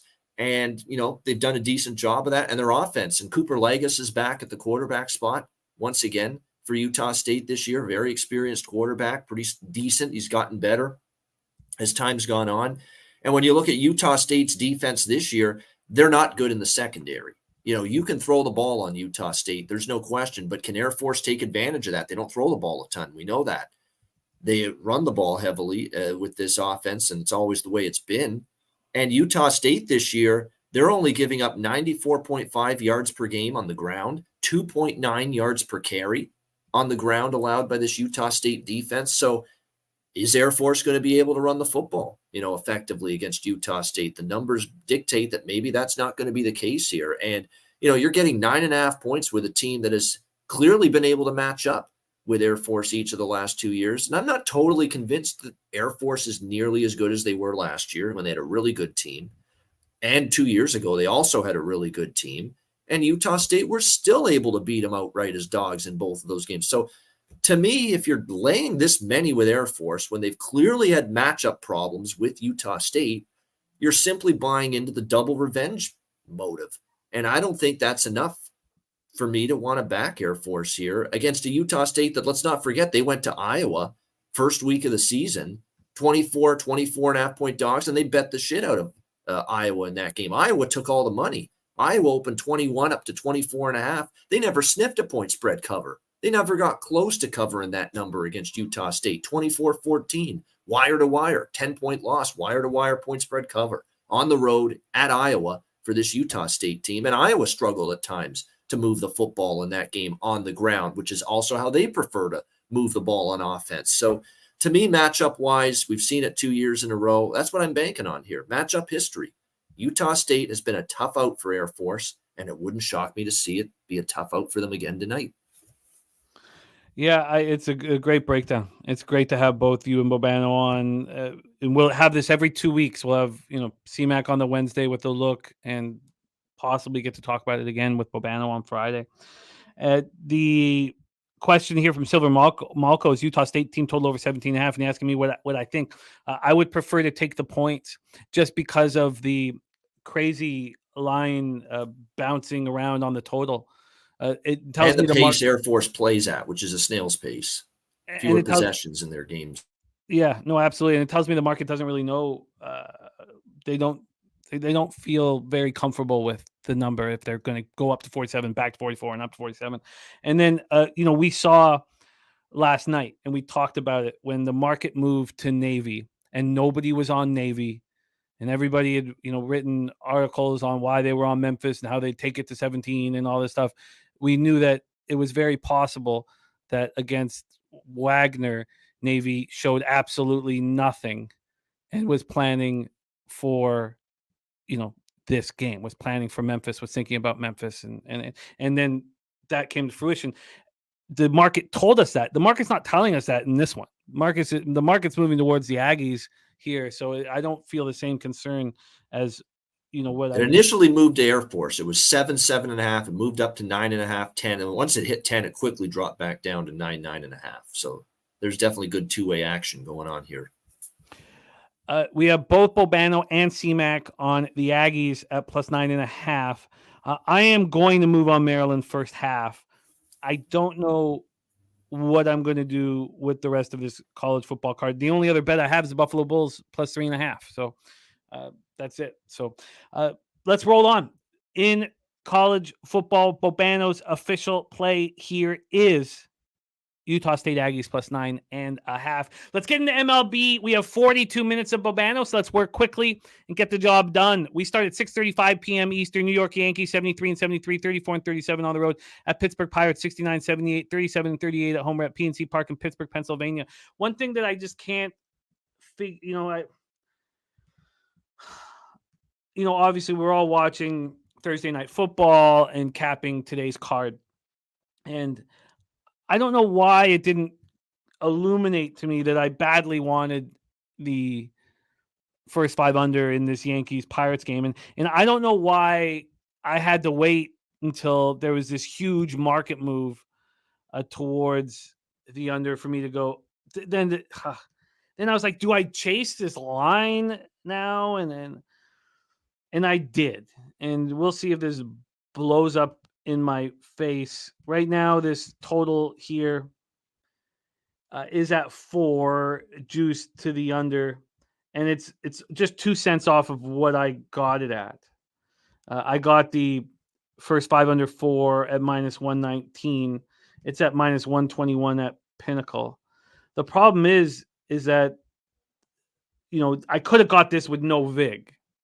This was actually slightly juiced to the over. This came out minus 110 to the over at 6:46 p.m. And it didn't really move, until 7:30 this morning. And I'm sitting there staring at it. I watch it move in front of me, and then I panic. And, upsetting. Yes, Londo, I have your play of the day, but I thought it was an 8. I have it at an 8. Is it 7.5? Well, you tweeted it out, you sent it out to us earlier at 8, but I guess it's moved in the opposite direction, so you're taking the 8 now. I'll make sure that I have that here because I have your Cincinnati look right here. But sorry, maybe I was wrong, so I'll just copy and paste that again here because I can't find it now. I thought I had it. I'm sure I had it. It was, it's 7.5. Okay, well, you got it, Londo, locked in, buddy. So I moved on the under, first 5 under 4 at minus 119, and it's the ass end of the spot. So let's take a look at the line history. It's irresponsible. I should have just let it go. 6.3 miles per hour left to right, 71 Fahrenheit at PNC. Drops down to 4.7. We go over to Ballpark Pal. I thought I had Ballpark Pal up. I don't. Oh, Ballpark Pal wasn't showing up this morning. There's an issue with the site. Let me just see if it's up now. Maybe you guys know if it is. And is it still down? That's fine. Okay, Ballpark Pal still down. Someone let me know if it changes ever during the show because it's nice to have Ballpark Pal up here. Let's go into the line history here. I already did that first 5 to give you guys an idea of the situation here with Cole versus Oviedo. The full game total opened up at 8 and dropped to 7.5. It was already at 7.5 when I moved on the first 5 under. From a money line standpoint, we have the Yankees opening up minus 157, which is exactly where they are right now, which tells me that Oviedo is going to pitch well because you have 90% of the tickets on the New York Yankees, just 79% of the cash, but 90% of the tickets. And from a total perspective, we're sitting with 61% of the tickets and 57% cash on the under here. And Joe Yurkovich says Oviedo due for a good start, but I don't bet MLB on due theory. What we do know about Oviedo, and his numbers at home aren't that great, 4.32 ERA, but a .230 opponent's batting average, 7 home runs allowed in 77 innings. When we look at who has he faced lately, why has he kind of felt a bit of a hiccup, and how important is it to face the New York Yankees as well? I mean, there's a ton on the line. When we go quickly to Oviedo's last few starts, and the reason why I could understand anybody taking a Yankees, team total under or first 5 team total under, anything like that. He has had 3 straight road starts. And if you go back to his last home start, it was nice. 5 innings against the Cardinals. He allowed 1 run, but 3 straight road starts. And he's had 4 road starts over his last 5. And that third 3 back against the Royals was a complete game. Spectacular. The best start of his season. So he throws 112 pitches, then he comes back and he gets touched for 3 earned runs at St. Louis after they just seen him. And then he gets touched for 3 earned runs over 3 2/3 at Atlanta. We know what they're doing here. So here we go. I think that this can stay under that first 5. Garrett Cole's pitching elite right now. His numbers on the road are spectacular. The Yankees are hitting 184 with a 608 OPS versus righties since August 15th. And the Pirates are hitting 247, 732. We know that Garrett Cole has a bone to pick with these Pittsburgh Pirates for the way they treated him financially when he was the Cy Young Award winner, and they were just, paying him $600,000 a year and saying, you got to earn free agency. Well, he's like, well, did I earn it by winning the Cy Young? He hates this franchise, and he likes taking it out on them. Yankees bullpen 3.47 ERA since August 15th, while the Pirates bullpen 3.70. There's our guy Gerald Jones in the house. Take it away for us here, Bobano. Yankees, Pirates, PNC. Yeah, you've talked a lot about a game I have zero opinion on, so I'm going to keep it very brief. I have nothing here. I don't want to lay this price with the Yankees, but I don't trust Oviedo. Hasn't been great. He's given up 8 runs in his last 7 innings. It's not great, but I'm not taking the Yankees here. You're on the road after you played a division series against Boston, and if you're the Yankees' disappointing season, you're not going to get up for much, but you're still going to maybe get up to play the Red Sox, and I think they showed that the last few games. I don't trust them here on the road, even though this is the one pitcher I don't really want to fade right now for the Yankees. Garrett Cole's been excellent the last 4 or 5 starts, 2 runs or less in every outing. Very easy decision to pass for me. All right, so we'll move on. I have 3 bets that I've locked in. That is one of them. And this almost was. I've faded Johnny Cueto as much as possible here in Braves Marlins. And I want to do it again. Of course, the concern here is the Braves just clinched, but they had yesterday off. So they spent what? They spent yesterday hungover, and they should be good to go today. I don't know. The fact that they just clinched had kept me off of it. So Gagnon says 4-5-6-6-1-7-1-7-0-5-7-6-1-5-3. Those are the Yankees runs scored last 15, while Cole pitches from recent to last. If you're someone who likes due theory, it looks like Yankees due for under after 4. I like it, Gagnon. I like it. And yeah, Vitalis, it's absolute. I couldn't believe this slate of games this week. I could not believe how horrible it is. I mean, I just couldn't comprehend it. And Coin says clinched and a night in Miami. You're right. So I just, even though Cueto is so vulnerable, can we expect any kind of, focus when Cueto drops his little shimmy shake? I don't know. And it kept me off of fading Cueto, which is something I want to do badly. So let's take a look at this spread here. Obviously, other people thinking the same thing. Braves open up minus 181. They're now minus 167. So 14 cents of movement towards the Braves. Then when we take a look at the total in this one, we're sitting with this at 9, minus 108 to the over. It opened up minus 105, so 3 cents of movement to the over. So very slight movement. Alfred says, I don't know how much the Braves will care. They let their foot off the gas. Sometimes the Marlins still playing for something. That's absolutely true. Mike Wilkerson thinks the over is still very much live. Joe Yerger said they knew they were going to clinch a month ago. They're driven for more. Oh, no doubt, but they partied, Joe. I mean, you saw it. We all saw it. Now, I don't know what they did in the clubs, but we all saw it on the field and the celebration and the booze. And so, if it's up to you guys, how you guys want to handle this type of a situation. 72% of the tickets, 66% of cash on the over. It's not moving. On the money line, you have 47% of tickets and 56% of cash on the Marlins, and the line's moving towards the Marlins. You have Bryce Elder, who is coming back. He hit a little hiccup, and he's playing better. Miami Chuck says, going to the game, take the Braves and the over. They always kill Miami. Bryce Elder, last start, 7 innings, 4 hits, 2 earned runs, 9 Ks, 1 walk, 8-2 win at home versus Pirates. He looked very good. He's been a little worse on the road, but still nice numbers. 3.84 ERA, 245 opponents batting average. Reclaim James liking the Braves here. Rocco Rogers says certain players on the team are pushing for greatness, and that's why he's on Olsen for a home run, and then Acuna. So Olsen and Acuna. No, I get it. And he's on Braves first 5-team total over 2.5. I get it. It just does not appeal to me, even though I want to fade Cueto badly. Braves are hitting 268-17 against righties since August 15th. Marlins just 238-694. Marlins bullpen is not being good. Mediocre at best. 4.50 ERA since August 15th, while the Braves are 3.80. Coin said forgot Acuna didn't play in the last World Series. Interested in postseason run. No doubt about it. Robert Fernandez says, I doubt they were hungover. I'm a Braves fan. I watched the celebration in the locker room. They were chugging Coors Light. They should be cool. Take it away for us here, Bobano. Braves' first game since clinching the AL East. Yeah, I mean, this is not with utmost confidence, especially given who's on the mound here for Miami. But this is just your classic fade the team off, clinching the division spot the next game. And that's what I'm doing here with Miami plus 156 at Heritage. Yeah, I'm going to lock that in as an official play.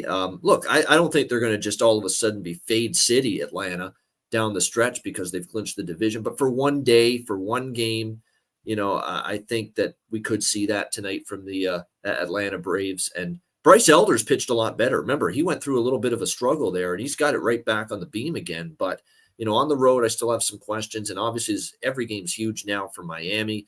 So I'm taking that shot here. And that's just something I do year in and year out in baseball. Team clinches the division, I'm against them the very next game, the very next day. So I'm on Miami with lukewarm confidence, I guess you could say. But yeah, Miami plus 156.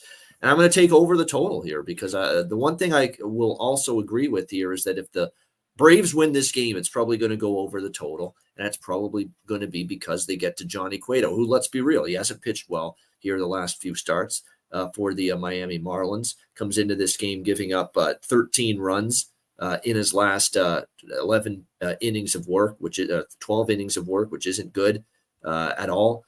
So that's my concern. And the way I see it is Miami loses and Atlanta wins. Atlanta probably wins this game scoring some runs and that lethal offense getting to Johnny Cueto, who's been struggling. So I see 1-1 split worst case scenario with a chance still. I think Miami could pull this one out given the situationals for Atlanta. So Miami plus 156, and we'll go with over 9 minus 108 at Pinnacle. You got it locked in. AOD in the house. Great to see you. Joe Yurkovich is right. For me, there's two things that just are going to keep me off the spot, and that's the day off yesterday because that kind of fools with our just clinched scenario, and then Cueto. Yeah, but I completely understand the sentiment. Bobano on the Marlins plus 156 and the over 9 at minus 108. All right, we move on to 7:05 p.m. Eastern, and for I guess 3 or 4 nights in a row, I don't send in the Orioles bet when the line comes out. I sit there for 4 or 5 hours wondering, am I going to keep doing this or not? And then at like 1 a.m, I go, oh, God, I don't know. So now the market's moved towards the Orioles, and I don't know if it's a smart thing right now with the Orioles going up against the Rays and this bullpen that's gone 34 straight innings without allowing a run, and Fairbanks looks like the best closer in baseball. And that's the eye test, just the eye test. I mean, I have to go over numbers with the best closers in baseball, but the eye test, I don't know anybody who can touch Fairbanks when I watch him pitch. His delivery is just a little different. You don't quite see the ball coming out of his hand, and then he throws 100. So is this stupid? Should I have let go? We'll find out here. Reclaim James saying no, Mountcastle is an impact. It's an impact. You're absolutely right. But they have a deep squad. But I moved on them at plus 111. I almost just sent it in at plus 105, but I decided that 6 cents. It was plus 105 at 365, plus 111 at Pinnacle. I decided that was enough for me. Let's start with the total here. I don't know if there's a better live bet in baseball right now than the Rays. Their bullpen is just spectacular. So the live unders, if you don't want to, back, and you kind of want the Rays to be ahead, so they use their best pieces. So there is some variables here in it. This opened up at 8.5 minus 111 to the over. It's now minus 102. So there's been a 9-cent move in the other direction. And from a money line standpoint, this is now, Jesus, a huge, oh my good God. Oh my God. Just a huge move on the Rays. When did this happen? Oh my good God. Just a monstrously big move on the Rays. Oh, God. I'm sitting here with a plus 111 thing. When I woke up this morning, this was minus 105 at Bet365, the Orioles. But Sharps have come in. It's now plus 115. So there's been a 20-cent move in 6 hours. Oh, that sucks. That just takes the wind right out of my sails. 36% of the tickets, 40% of the cash is on the Baltimore Orioles. From a total side of things, 39% of the tickets, 48% cash is on the over. Plus 122 right now at Bookmaker. Thank you, Justin McElvey. Yeah, it's important. Joe, you're saying Flaherty is in bad form. He is, but this is why he's here. BJ says Rays or nothing. Sorry, Jim. Look, I get it. Now, Zach Eflin's looked a little better on the road, and he's looked a little worse at home. So I guess he's just kind of finding the mean here. His last start, 3 earned runs over 5 innings, 6-3 win at home versus the Mariners. He's got a 3.92 ERA over 62 innings, a 2.48 opponent's batting average on the road. Yeah, Flaherty hasn't looked good. But this is why he's here. And I don't know.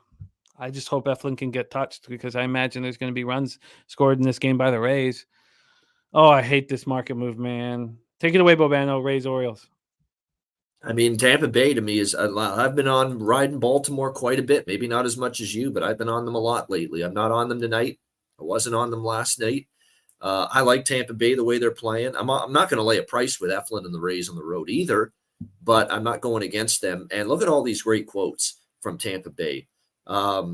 We know it's going to be a dogfight all 4 games. We're ready for it, says Luke Raley.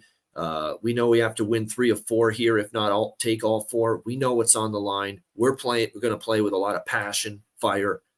Should heed some of those advice to the Blue Jays after what we just saw the last 4 games from them. Passion and fire. Didn't see any of that from them, but that's another story.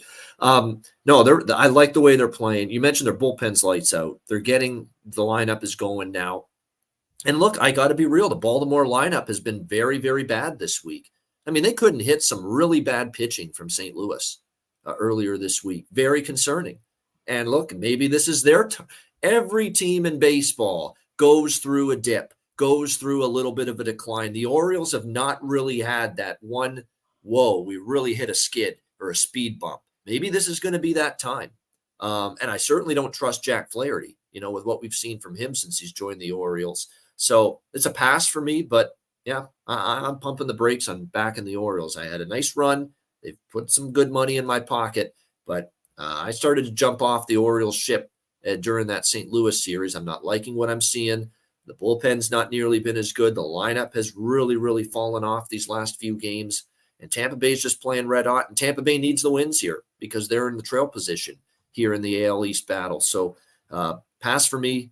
I'm not going against the Rays right now. Lean Rays, but no bet. Yeah, I get it. BJ's saying maybe I should pump the brakes as well. I'm certainly nervous about the pitching matchup tomorrow, even though I think Grayson Rodriguez is number 2 behind Bradish. But, whatever. What's done is done tonight. And I'll be, I'll be dealing with the goddamn consequences regardless. So I'll be alone, sober. I have to save all my booze for Sunday night and Monday night live streams. Now that's the life that's man. I was all fine for the early death, but the family wants to keep me around, so I'll be watching this game angry and so we'll not, with no alcohol, I should say. All right, let's move on. Next up for us, and this will make me feel a little better here. We have a big baseball game between the Boston Red Sox and the Toronto Blue Jays. And why will it make me feel better? Well, first off, Texas leaves. And secondly, the spreadsheet play of the day believes in our Toronto Blue Jays. And he is a gambler that bets based on numbers. And thank God, because if he was betting with emotion, he would not trust these Toronto Blue Jays. But shout out to our Ron Crawford. giving the Jays fans a little bit of hope.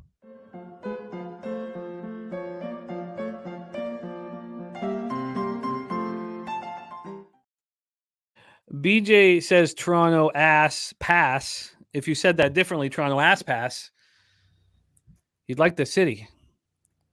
I haven't been to the clubs in Toronto in 20 years, but when I did, would like to have that ass pass. Let's bring on the big fan of the Boston Red Sox. Isaiah Scurry says Jay's very, very, very hard to back.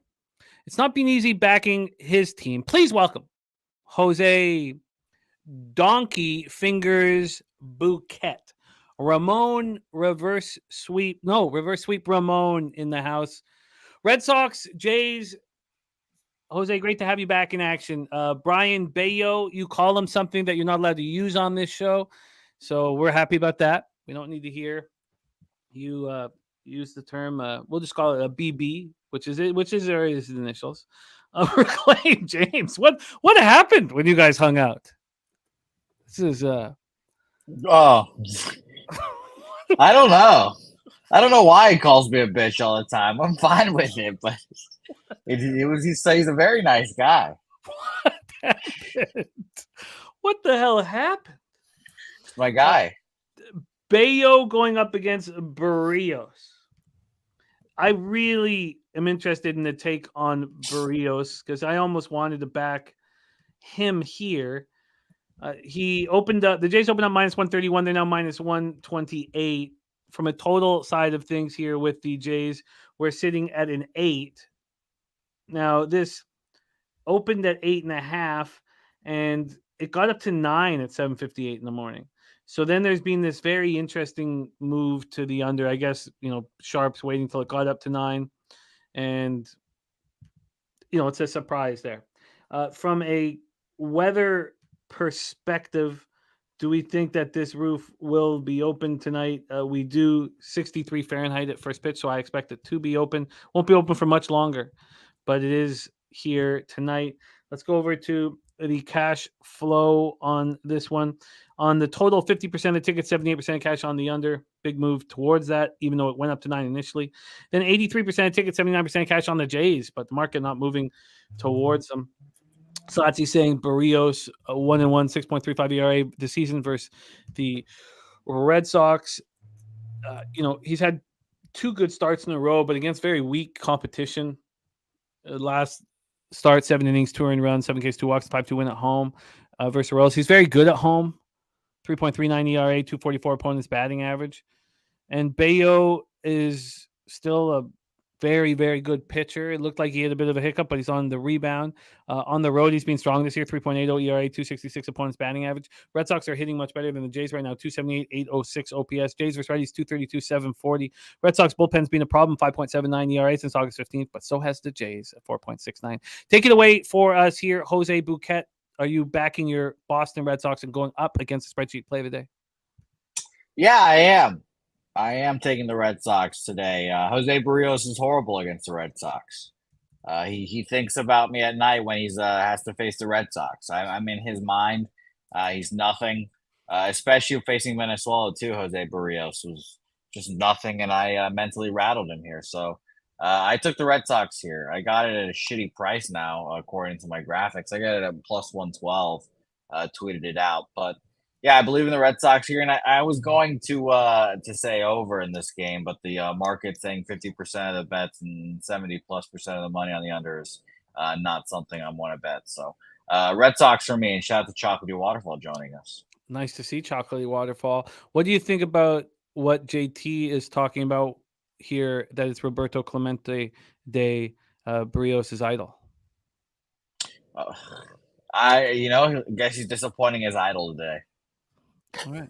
Okay. Let's hear what Bobano has to say about this spot. Londo says Red Sox will lose. Bobano, we still have to talk about the Blue Jays for 16 more games, maybe only 16 more games. Take it away. What are your thoughts here? There's no way I'm laying a price with the Blue Jays. There's just absolutely zero way. But at the same time, it kind of feels like, if tonight's the night I go against them, they're finally going to win.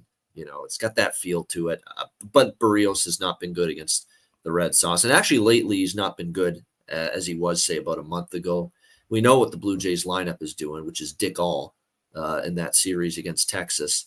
Absolutely pathetic from the entire team, really, at the plate in that series. Just embarrassment in that 4 games against Texas. I got to see it before I believe it, that they can flip the switch, get themselves back on the beam, pull themselves off the mat, all those gloomy Gus faces in that dugout last night after the loss. They got to show it to me that they can pull themselves out of this rut before I'm backing them with a penny of my money. So it's a pass for me. Could only look at Boston. Probably could lean over the total as well. The one thing about the Jays-Texas series is I did bet some overs in that series, and Texas did all the damage.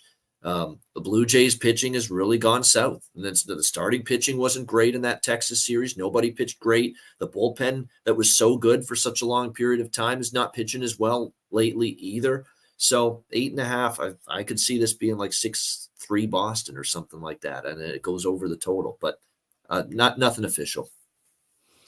What a horrible roller coaster ride these Jays have been. The only official spot here on the board is the Red Sox plus 112, but we do have Ron Crawford spreadsheet play of the day. We have 16 more minutes of Bobano, so let's try and squeeze a few more games in. Next up for us, 7:10 p.m. Eastern, Cincinnati Reds and New York Mets. The big booty Latina play of the day from Londo is the over 7.5 in this game. We're in Citi Field in Queens, New York. Let's take a look at the weather in Queens. 68 Fahrenheit, 10.3 miles per hour in, dies down to 9.1 miles per hour. Let's get into the line history here for this one. We'll start with this total sitting at 7.5. This has been dropping. This opened up at 8, moved to 7.5 at 1 in the morning, back at 8 at 7:43 a.m., and then back at 7.5, and back at 8. Finally, we are stuck at 7.5 since 8:30 this morning, slightly juiced to the under as well. Take a look at the money line. So we have a move towards the under. We have the wind blowing in at double digits, and we have these Mets sitting at minus 109. They opened at minus 110. Talk about the cash then for this spot. We have 27% of the tickets and 45% of the cash on the Mets. And from a total scenario, we have just 33% of the tickets and 50% of the cash on this under. So sharp money on the under, and Londo waiting to the right moment to move on the over, and he thinks that is at here at 7.5. Hunter Green, 4-6, 4.43 ERA, 1.43 WHIP. He's had 2 spectacular starts that were broken up due to being on the COVID list. So he's one of the guys that handled it beautifully. He, in his last 2 starts, has 15 strikeouts and 11 in the third. He's allowed 4 hits and 0 earned runs. Coming off a 7-1 win at home versus the Cardinals. On the road, he's been great all year. 3.57 ERA, 231 opponent's batting average. We were all over him in that start against, was it the White Sox? I think it was the White Sox. We're all over him because if you look at teams that can't hit velocity, he is a beast. And then you have David Peterson, who has been so good this year at home. His splits, the extreme splits, are so bananas. You have a guy, he's got a 5.34 ERA on the year, 1.60 WHIP. He's been bad. 42 walks, 94 in the third, but you get him at home and he's got a 3.18 ERA, and he's only allowed 4 home runs and 45 in the third innings. The Red Sox are not hitting left. The Reds are not hitting lefties with power, but they are hitting them with average 253, 729 OPS. And the Mets versus righties 251, 791. Reds bullpen 3.38 ERA since August 15th, while the Mets is 4.70. Take it away for us here, Bobano, Reds, Mets.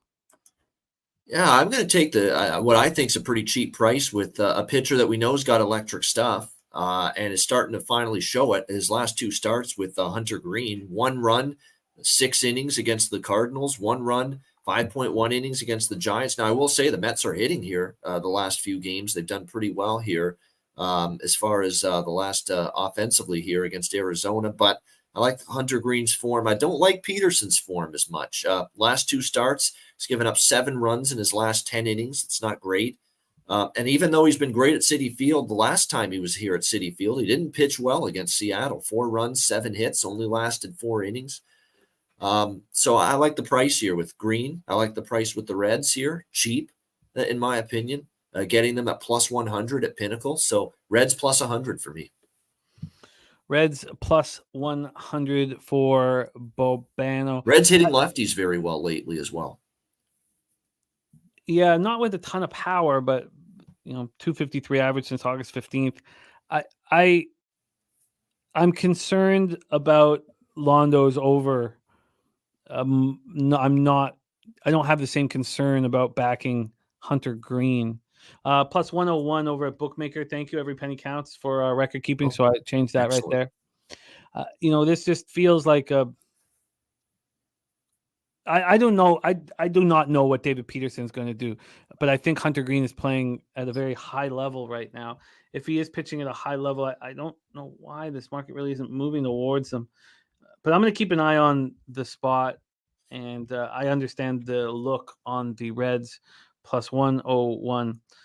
And you have the bullpen advantage, and now they're rested. Ballpark Factor, by the way, says that Citi Field is the second strongest underpark tonight.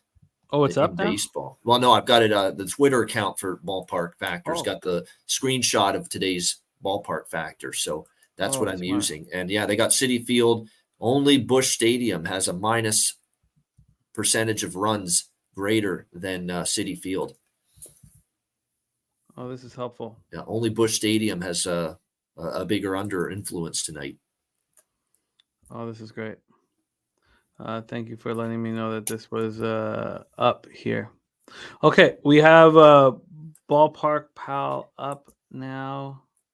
See when I can get this here. There we go. Perfect. Beautiful. Thank you for mentioning that. Okay, let's move on.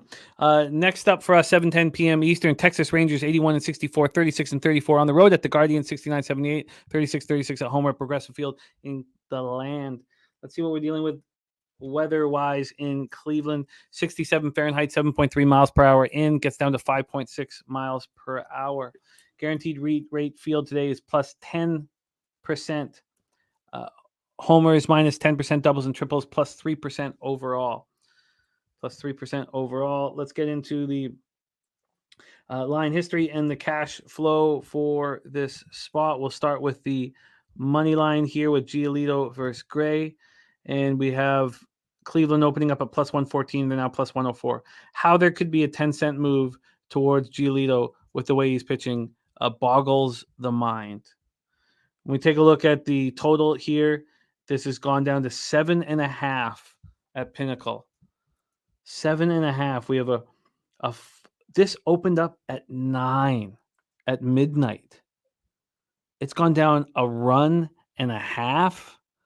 I mean, this is just absurd here.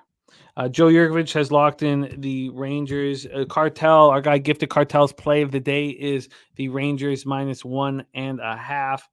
Gray versus Giolito. Let's go over to the cash then on this spot with these wild market moves. 72% of tickets, 67% of cash on the under, and it's moved briskly in that direction. 82% of tickets and 89% of cash on the Rangers, and the market's moving towards the Guardians. John Gray looks bad. Coming off that 9-4 win at home versus the A's, he got pulled after 2 2/3, and he allowed 4 runs, just 3 of which were earned. On the road, he's been good this year, 3.41 ERA, 220 opponents batting average. Giolito, in his last 3 starts, 15 2/3 innings, has allowed 17 earned runs and 9 home runs. I mean, he just went and faced the Angels, who ditched him, and he allowed 3 jacks. Now, just 4 earned runs over 7 innings wasn't that bad of a start. Rangers versus righties, 255, 785 OPS. Guardians versus righties, 244, 666. That's all since August 15th. Rangers bullpen, 5.85 ERA since August 15th. And Guardians 4.18 ERA. Now we have that very spectacularly the best angle of all of last season is not quite in play because the Texas Rangers have only won 6 straight games. But for those of you that remember from last year, any team that had won 7 or more straight games switching cities, the ROI of fading them in that city switch was absolutely ludicrous. It just kept cashing and cashing and cashing, but this isn't quite there at 6. Take it away for us here, Bobano, Rangers, Guardians. Yeah, this is I don't understand why people love the under this much in this game. Now I know it's going to be, cool night, I guess you could say, in Cleveland for this one, but the Texas Rangers are back to hitting the baseball. Now, maybe that was just all bad Toronto pitching, but they're really hitting the ball really well here as of late. I don't like John Gray's current form for the Texas Rangers. I haven't liked what I've seen as of late from him. He's now given up 16 runs over his last 23.2 innings. That's nothing really to be all that excited about or impressed with coming into this start. And you know my thoughts on Lucas Giolito. Not exactly a fan of what I've seen out of him. He's been absolutely crushed even since joining this Cleveland Guardians team. 4-4, 5-9, 4 in the last 5 starts that he has pitched. He got ripped by Texas earlier this year, 4 runs, 7 hits, 6 innings in that start. To me, this total is kind of going in the wrong direction, in my opinion, even with those, cooler night and a little wind blowing in here. I think Texas can score some runs here. And the Cleveland bullpen is not as good. I know it firsthand. They fucking blew a game for me against San Francisco during the day game the other day. Cleveland was up 5-1, couldn't hold the damn lead for me, and I had Cleveland as a dog in that game. So I was not happy about that at all. So it's not the same Guardians bullpen. Texas's bullpen's not really been good all season long. I'm puzzled. I'm puzzled this total's dropped to the length it has. It was 8.5, 8s now. I'm even seeing a couple 7.5s at Pinnacle. I see over 7.5 minus 115. I'm not passing that up. Texas Cleveland over 7.5 minus 115. You got it. Bobano over 7.5 minus 115. I have not backed the Guardians since Clase blew the save against the Angels. He ain't been the same either. Yeah. League leading 10th blow and save while he's leading the league in saves. Oh, he's because he's got when he can't throw anyone live betting for Clase. I've watched him so much this year. If he can't locate his off speed, everybody sits on the fastball and everybody hits the fastball. So they just want if his off speed's going into the dirt, then live bet the other team as soon as possible. This is crazy. Rand saying it's insane. The 7.5. Bobano taking advantage of it on the over 7.5 minus 115. Let's move on. I have been sent looks from our guy TJ. Now none are there's no gift. He says that he said there are a lot of traps out there today, is what he said. But this is one of his spots. He's on these Minnesota Twins -1 guaranteed rate field in Chicago, Illinois. Bailey Ober going up against Jesse Schultens. Let's take a look at the line history here and the weather and all of that good stuff. So we'll start with the weather here.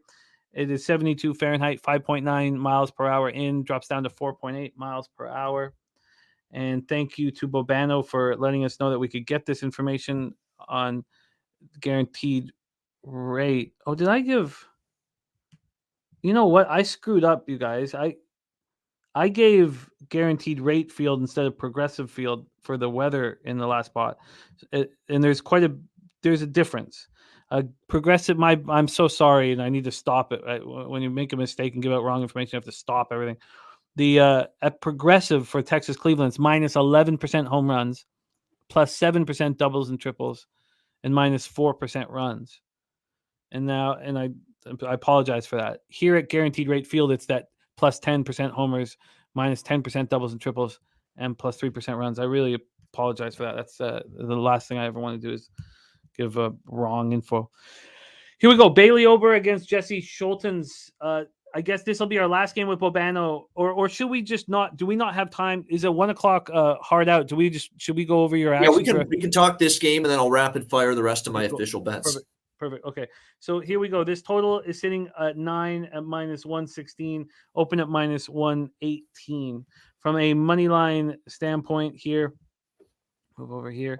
We are sitting with the Twinkies at minus 165. They opened up at minus 170. So it has been a 5-cent move towards Schultens and the White Sox. Cash-wise here in this one, 5% of the tickets are on the White Sox and 36% of the cash, which is pretty wild. From a total scenario, 66% of the tickets and 90% of the cash is on this under. So Bailey Ober, 6-6, 3.67 ERA, 1.13 WHIP. In his last start, he allowed 5 earned runs and 7-6 win at home versus the Rangers. Didn't look very good doing it. Has hit a bit of a speed bump. He's been decent on the road all year, though. 3.86 ERA, has allowed 6 home runs over 51 in the third. Jesse Schultens is getting some run, and he hasn't looked awful. Look at the other pitchers in that rotation. 3 earned runs over 5 innings and a 3-2 loss at the Tigers. He struggled a little bit at home, 27 2/3. He's allowed 7 jacks, 282 opponents batting average. The Twins are raking right now, 251, 808 OPS versus righties, while the White Sox are 246, 682. This Twins bullpen 4.13 ERA since August 15th, while the White Sox bullpen has struggled at 5.68. Take it away for us here, Bobano, Twinkies, White Sox. Yeah, I don't know what I actually think Ober could pitch well here in this game. I mean, he's been a little more up and down lately, but I don't want to guess, okay, what the White Sox lineup is going to do. I'm pretty confident Minnesota can score some runs. We saw them put up a 10 spot, helped me cash that over last night between the Twins and the White Sox. I lean full game over, but I think I feel more comfortable isolating the Twins team total, and that's exactly what I'm going to do here. Minnesota team total over 4.5, -132. I'm not enamored with Schulten's. His home ERA is not that great. The bullpen is just in shambles right now for the White Sox. And even if Schulten's only gives up 2-3 runs, which I think he'll give up 2-3 at least, he might even give up more, but at least 2-3. You can always get the runs you need to get to 5 against that horrible bullpen of the White Sox. So Twins team total for me, over 4.5, -132. You got it locked in. We're going to do a quick rapid fire here for the final 8 games on the card. Jose is going to join us for these final 8 games. 8:10 p.m. Eastern, Astros, Royals. What's your look?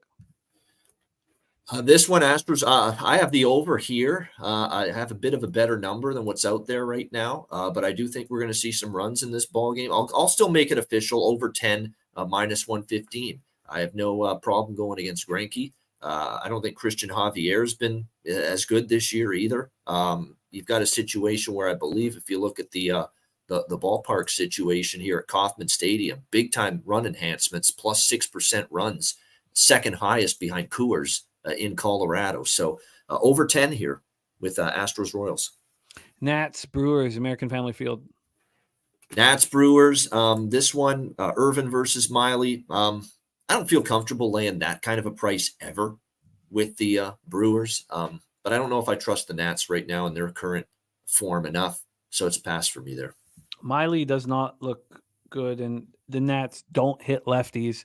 Just 210, 574 OPS. We'll go over all that. Maybe this is a bounce back spot for Miley. Phillies, Cardinals.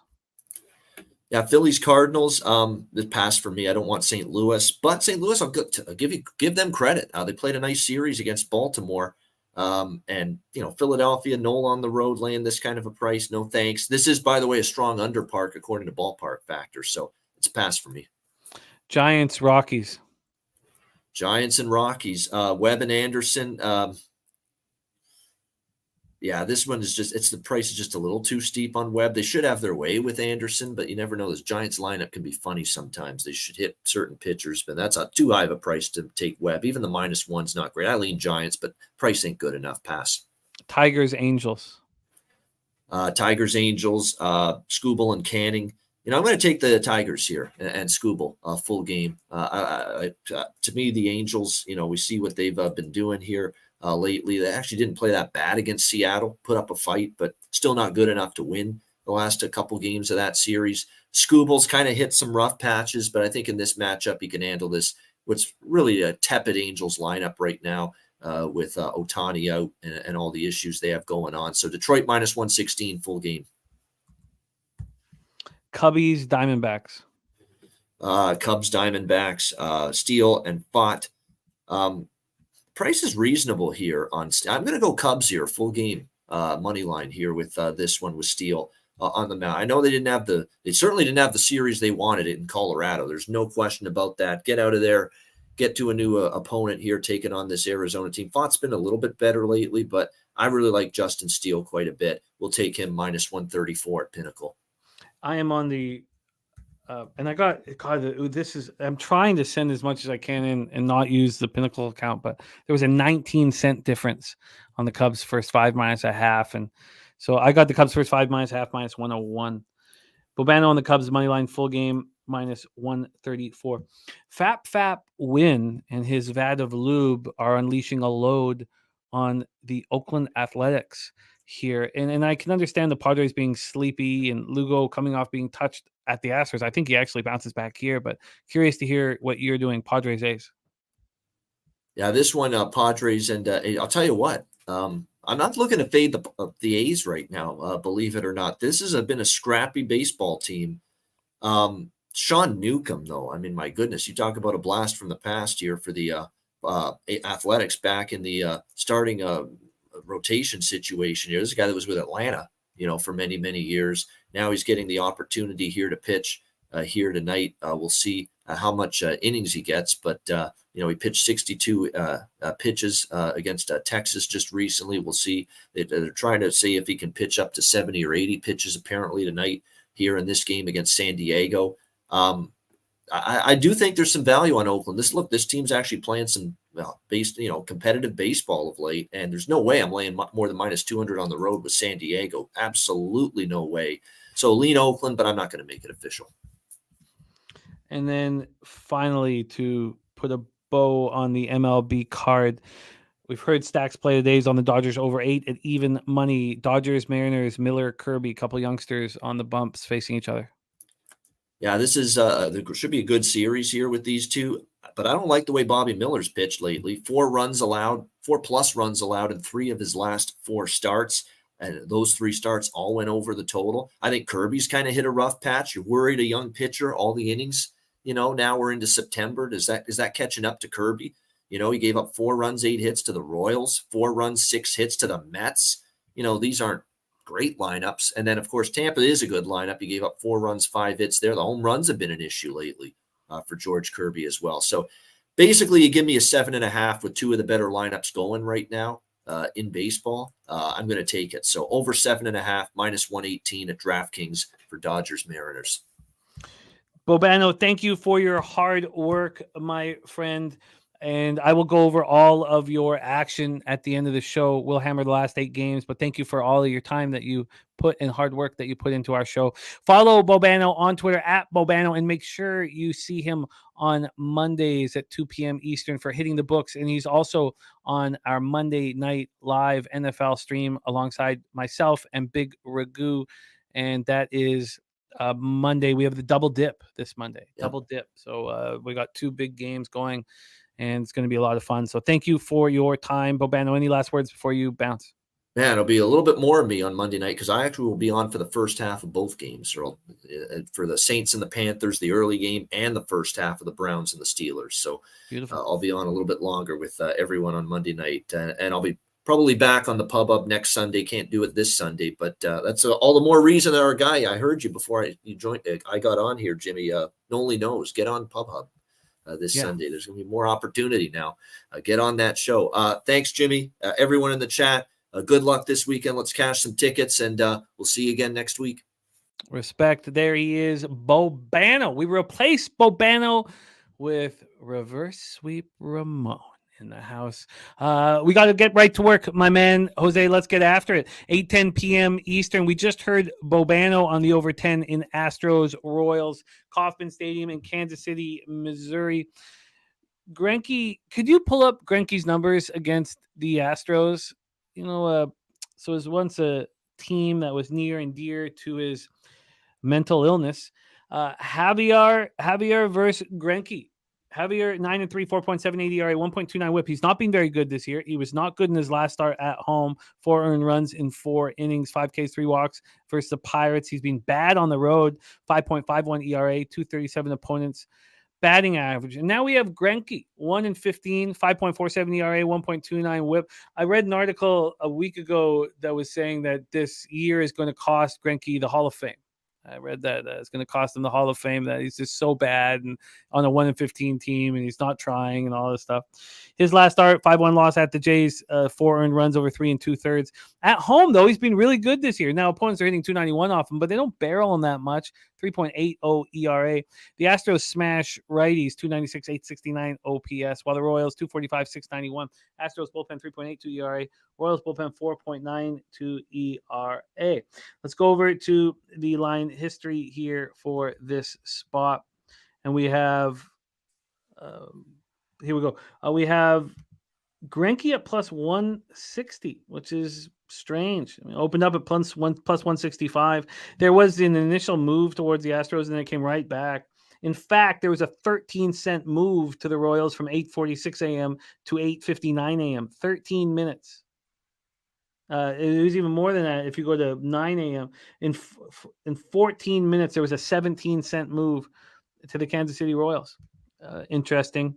And let's go to the total here. This total has moved to 10.5. It opened up at 9.5. It's moved to 10.5. So we have a big move to the over, and a slight move towards these Royals. When we look at the cash flow here, we have 73% of the tickets and 95% cash on the over, and the market moving towards them. And then we have 95% of the tickets, but just 81% of the cash, not just, but 81% cash on the Astros, and the market not moving towards them. I've actually had success backing Greinke in the first 3 innings.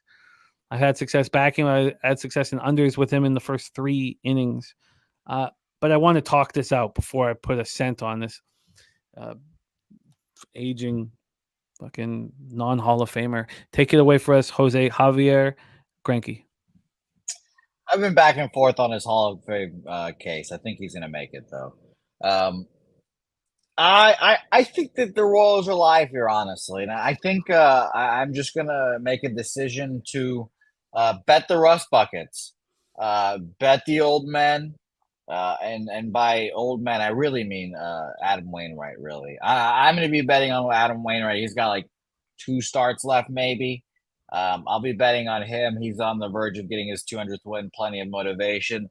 Now, Greinke is an interesting case because he did play for the Astros. Believe he won a World Series there as well, et cetera, et cetera. He has a lot of love for the Astros, so I think there's plenty of motivation for him. Last time he pitched against the Astros, 2022, 5 innings, 6 earned runs there, 2 home runs allowed. So not ideal, 10 hits as well. The one before that was in 2018, which is way too far now for Zach Greinke. So maybe he's washed up, but I think he's got plenty of motivation to pitch well here. So I'd lean the Royals, but I'm not making it official.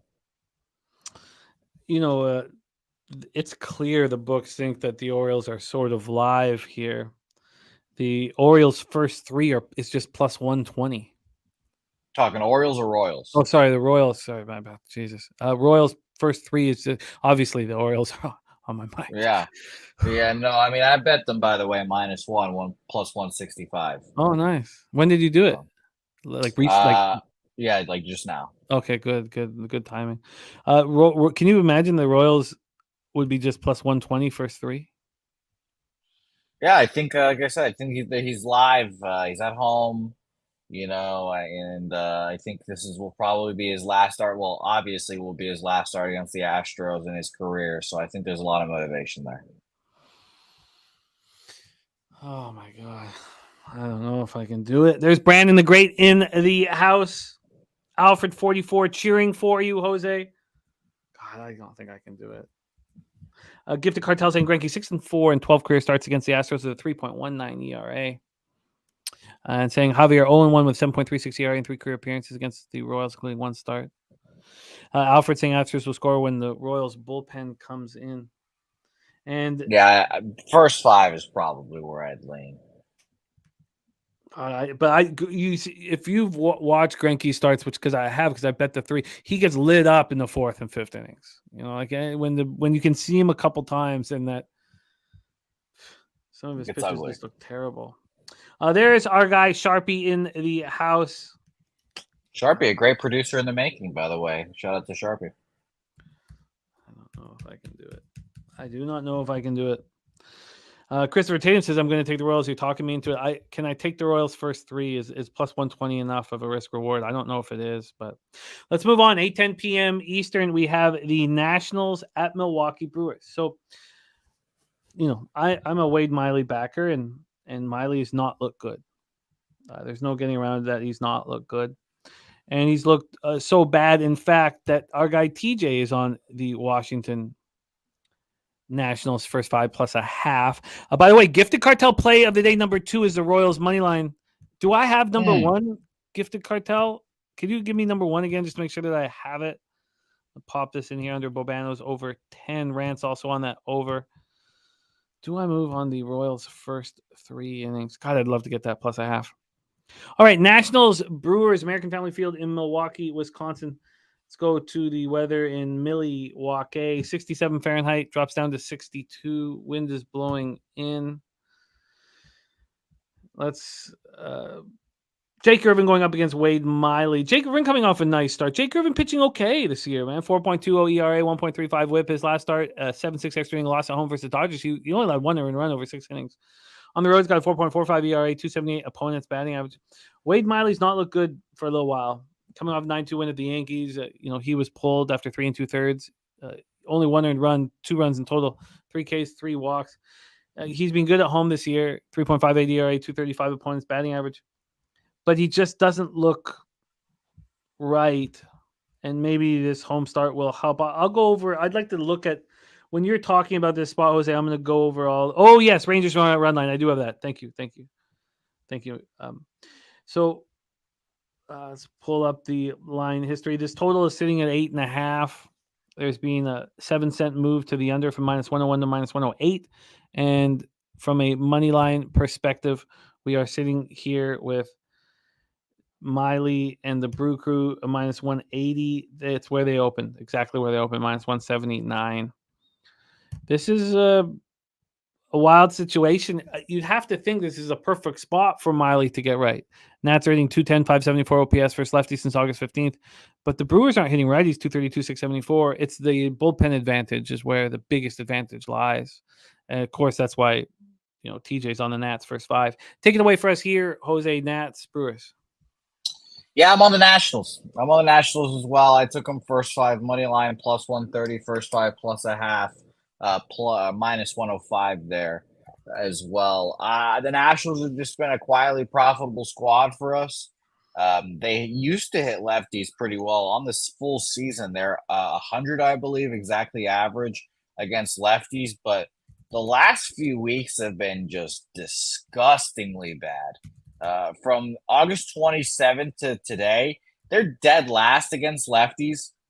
7 whole weighted runs created plus 156 plate appearances. So it's not like it's like 70 plate appearances. It's a decent amount, and it's bad. So that's the big, concerning factor for me here, how the Nationals are going to hit lefties here. But I definitely think that the Nationals can rebound after just apparently just getting raked over the coals by lefties recently. So I took them first 5 full game. I'm a Wade Miley fader, I guess, and so I'm on. Interesting. I just want to pull up what Wade Miley's been doing because I feel like there's some edges here that we can trust. One of them being the Nats' inability to hit lefties, the other being Jake Irvin pitching well right now, and the Brewers' inability to hit anybody. But I don't see how Miley can be backed. His last start was a much tougher one against the Phillies at home, 4 earned runs. And the start at home before that, 3 earned runs over 5 innings against the Twins. I mean, that was a quality start at the Cubs. I'd have to go back to the weather that day, but I imagine the wind's blowing in for him to succeed there. But maybe this is the spot for the turnaround. Why did he go on the IL again? Let me just I can't remember why he went on the IL. That was here. Yeah, so elbow discomfort. So he returned on July 17th with the throwing elbow discomfort. At that point, he was 6-2 with a 3.06 ERA. And he'd missed with a left lat strain from mid-May to mid-June. So then he returns from the lat strain and he's sharp. He looks really good. 3 of 5 appearances were scoreless. And then he goes back again for this elbow issue. So he comes back on July 17th. Oh, no, he didn't start, though. Well, he didn't start till August 2nd. So those first 2 starts, he looked really good. He lost 1 run in each of them. And then you have to think that the elbow is becoming somewhat of an issue. And then you have to think that you've got to let go Gift the Cartel saying Brewers 832 against righties. Gift card. I'm just going from August 15th. I don't care what they do all year. I like to cut it down. And that's 232, 674. It's really weak numbers. I think you guys are on the right track, and I think you just got to put a line through the Nats' inability to hit lefties and just trust that Miley's vulnerable. And if that's the case, then that plus half looks good. What did you get the Nats first 5 plus a half at? Minus 105. And then the first 5, what did you get? Plus 130.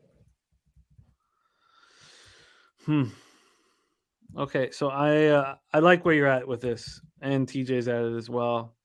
I think that I will move on it. Yeah, and Gift the Cartel saying that's 738 against lefties, and I just don't think that tells the story. We just heard the numbers that Jose dropped against lefties in the last little bit, and they're astoundingly bad. But something's wrong with Miley. All right, let's move on. 8:15 p.m. Eastern, Philadelphia Phillies 79-67, 36-36 on the road. At the Cardinals 65-81, 31-40 at home. We're at Busch Stadium in St. Louis, Missouri. We have Aaron Nola going up against Zach Thompson. I had Zach's baseball reference up here, but it's not anymore. Let me just get it right back here because he's a highly thought of pitcher. Because even when he wasn't going to sign in 2016 out of high school, you usually see those guys who aren't going to sign, be a 35th round pick. He was still an 11th round pick. Then he went, 19th overall out of Kentucky when he was ready to come in. And he's a good, a highly thought of pitcher. Let's just leave it at that. Highly thought of a lefty. And in Memphis this year in AAA, he got lit up and smoked. He wasn't that bad last year in Memphis, but he was bad, really bad. He was pitching in AAA Memphis as a 21-year-old. So as soon as that after the pandemic, there was no minor league baseball in that 2020. He was in AAA as a 23-year-old, and that's skipping AA. But this year in Memphis, he's 1-4 with an 8.65 ERA and a 2.36 WHIP, 34 in the third innings. He has 41 strikeouts and 39 walks. He's come up to the majors and he's been, better. 6 Ks and 3 walks in that 4-3 win at the Reds, where he only allowed 3 earned runs over 5 innings. In that home, he's been really good. 2.37 ERA. He's only allowed 2 jacks over 30 in the third, 252 opponent's batting average. He's been really good. For these Phillies, they need to win 9 games, 9 of their last 16 games for me to lose the under 87.5 wins. 9 games. So I'm watching them very closely, and I was happy that the Braves got after them. I'm concerned if this gets close, if anybody gets close. I need the Phillies to clinch as soon as possible, and hoping that will happen. It's not going to happen if they keep losing. All right, with that being said, let's take a look at the weather here at Busch Stadium. We have 73 Fahrenheit, 3.7 miles per hour in, down to 3 miles per hour. Very small wind issues. When we go over to the expectation at Busch, it's very, very good for the pitchers. Minus 17% home runs, minus 9% doubles and triples, and minus 9% runs. It's the least offensive expectation of the entire card. So we'll go into the line history, expecting a move towards the under. When we get first to the money line, you have Nola opening up at minus 131. He's now at minus 135. He got up to minus 143, but there's been buybacks. So just 4 cents of movement, only 4 cents of movement. We get over to the total here in this one.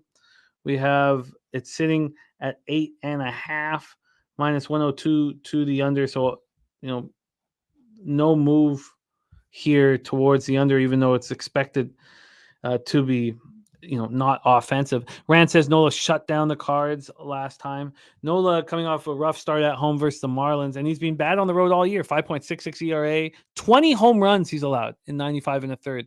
20 home runs. He's allowed 31 on the season, 20 of them coming on the road. And then we've already discussed Zach Thompson. The only other important pieces are the Phillies are hitting righties better than any team in the league since August 15th, 272, 884 OPS. Cards 237, 713. And this Phillies bullpen almost 2 runs better over 9 innings than the Cards bullpen. Here we go. Take it away for us, Jose. Did we talk about the Cash flow, we did not. My apologies. So 79% of the tickets, 80% of the cash on the Phillies. And then from a total scenario, you have 73% of tickets, just 61% cash on the under. And why is it not moving towards the under? It's because of Nola on the road. And Zach Thompson, maybe not as good as his numbers indicate, even though he's a highly thought of prospect. Take it away, Jose. Floor's yours. Phillies, Cards. Yeah, this is an easy pass for me. Both these teams are kind of on my do not bet list or do not bet against, honestly. The Cardinals have been dangerous the last couple of months, or last month, I should say.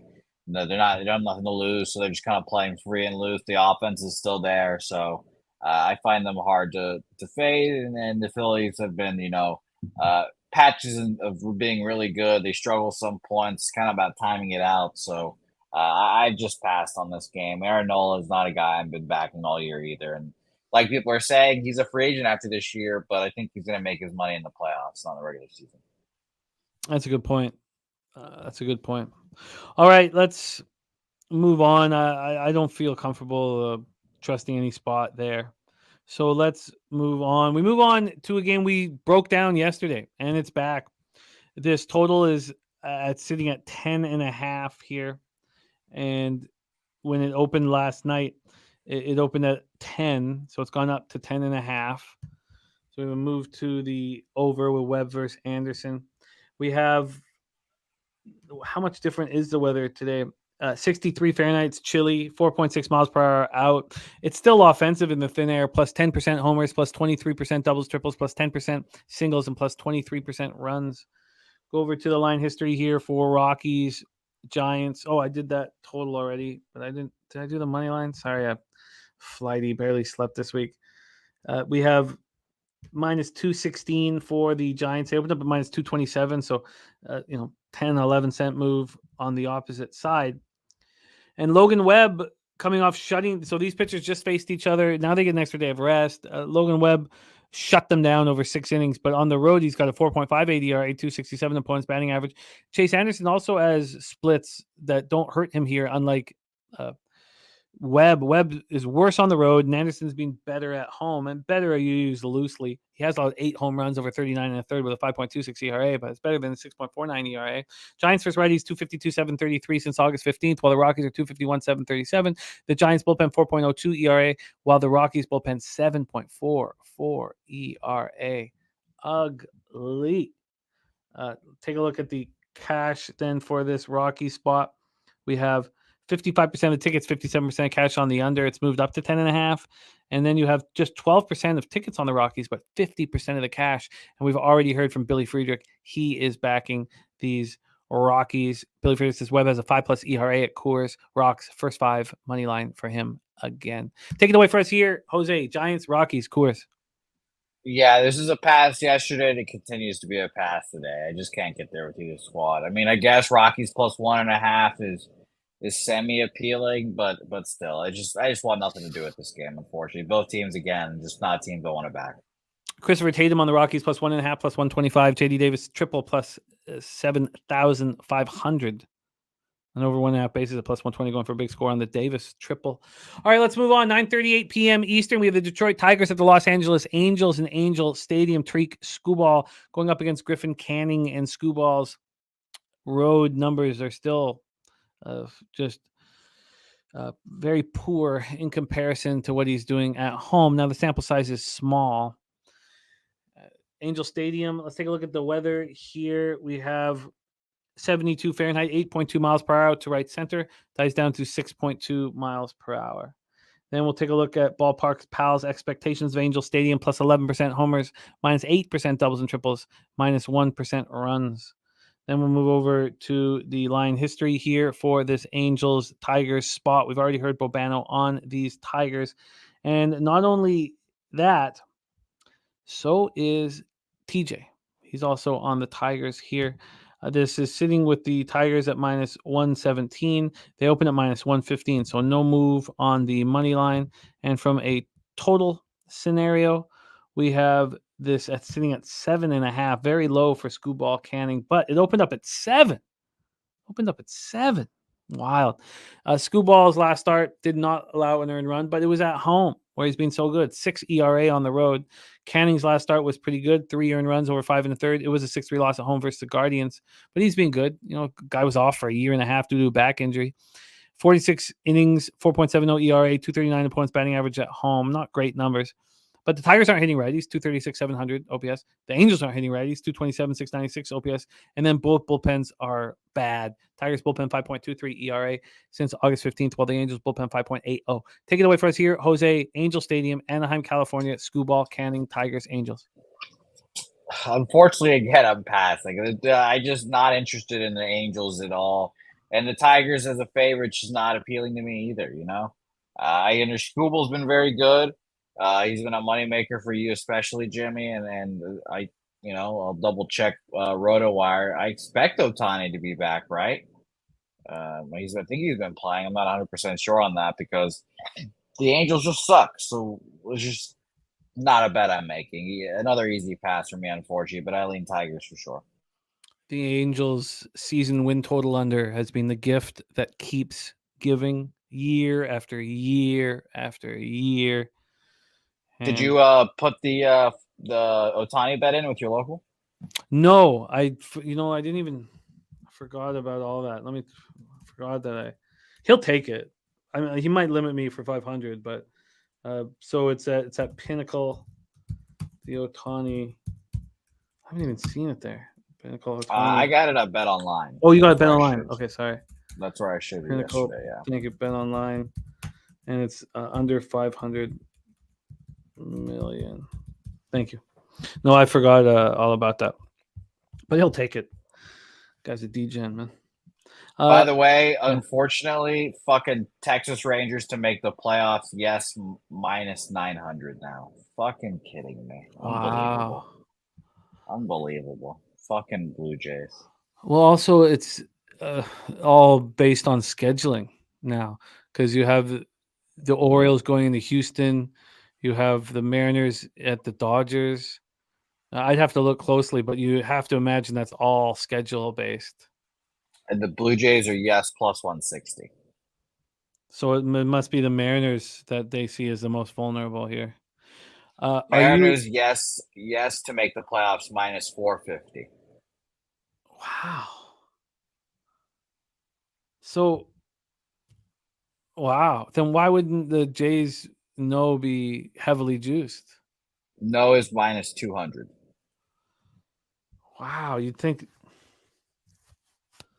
God, that's just that. I need to look at that closer. It doesn't seem to make sense. Are you off the Orioles today? No, I'm on. Oh yeah, you just said -1 plus 165. My bad. Okay, so Bobano is on the Tigers minus 116. TJ on them as well. I mean, are we supposed to just let go of what Scooball's been doing on the road? I mean, I can do that, but that wouldn't put it past Griffin Canning to have a nice start. Neither of these teams hitting. Let's just take a look at who's he gone up against, because this is a really weak lineup here. So on the road, he went up against the White Sox, and that was a quality start. 2 earned runs over 7 innings. And the Guardians again on the road was another quality start. So he's had 2 good starts on the road in a row. So what happened was he's only had 5 starts on the road this year, and the first 3 were, they were trash. And then the last 2 have been good. The issue for me in this spot, for me personally, is that the bullpens are both horrible. So we're going to have all this volatility when it comes to the bullpens. Why not cut it down to just, I expect Scooball to have his 3rd straight good start on the road. I have a pitching advantage with Scooball against Canning.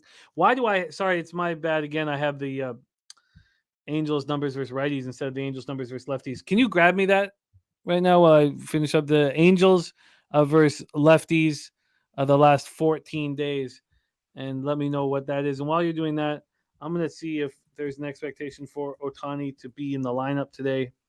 Well, the Angels against lefties in the month of September, they're 27th, 82 weighted runs created plus. Probably a lot of that also without Ohtani. So, but he's a lefty, so. Yeah. get this off right here. I think that my idea that they're not pitching well that he's not pitching well on the road is a mistake. The sample size is too small. Ohtani expected the DH here and bat third. Will that give them enough of a boost? I don't think it will. Okay, Tigers first 5. It's an addition that I wasn't expecting. Tigers first 5. Now, then comes the next question. What's the juice on Tigers first 5? And is it because I don't want them on a -0.5, but am I going to have to do that? I haven't looked, but my guess would be -135. Tigers first half is -124. Mm. That's at Pinnacle. Okay, that's good. Okay, let's roll on. There's North Ender in the house. Nice to see you, North Ender. Okay, let's go here. We have 3 games left on today's card and today's show. Next up for us, we get to BJ's best bet, Chicago Cubs money line. I'm on the Cubs first 5 -0.5 at -101. I'd be curious to see what Pinnacle has. Now, that was at -120 at Bet365, so it forced my hand to send it in or to put it into the account. Let's see what it is here now. The first 5 -0.5 is +101. So the market's moving away from me. Why the hell would that be? Over at Bet365, the -0.5. Sorry, I think it's crucial to know whether this is moving in the direction you want. You want first 5s to be moving with you. The first 5 -0.5 is -110. That's gone down 10 cents. I don't like this at all. This is not generally a spot that I'd want to attack. You have a 16-3 pitcher up against a 1-8 pitcher. I'd always think that there would be a value on the supposed bum here, who we know is a very highly thought of prospect in Brandon Pfaadt. So this makes me extremely nervous. Roof will be closed. We can go right into the line history here for this one. Line history wise, we'll go to the total. The total is sitting at 8.5. There's been a 4-cent move to the under. Let's go over to the money line here on this one.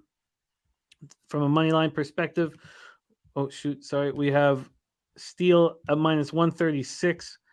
That's exactly where he opened. I mean, if I see 95% of the cash on the Cubs, then maybe I should just buy out of this. Cash-wise on this spot, we have 79% of the tickets, 72% of the cash. I guess that's not so bad. 74% of the tickets, 89% of cash on the under. It's not moving there. Pfaadt coming off a start against these Cubs. These guys, they didn't go up against each other, but they each played the opponent. Pfaadt got tagged for 3 home runs at Chicago, and Justin Steele had another great start. I mean, he just seems to have them over and over and over again. Justin Steele's having a Cy Young type season, and on the road, he's been very strong as well. Again, I screwed up with the righties lefty stats. I don't know what the hell's wrong with me. Both bullpens are right at the same spot. And then Diamondbacks, Cubbies versus righties, 234, 709 OPS. And then I got to get Diamondbacks versus lefties. Maybe you can grab that for me, Jose. Joe Yurkovich doesn't care. He's on the Cubs money line. BJ's on the Cubs money line. Best bet. Deacon Mike betting Swanson RBI prop. Saturated doubling down on the Cubbies. And Andrew G saying this line should be moving towards the Cubs, but it is not. What does Jose think about this spot? Take it away, Cubs, Diamondbacks. 90 weighted runs created plus for the Diamondbacks. Okay.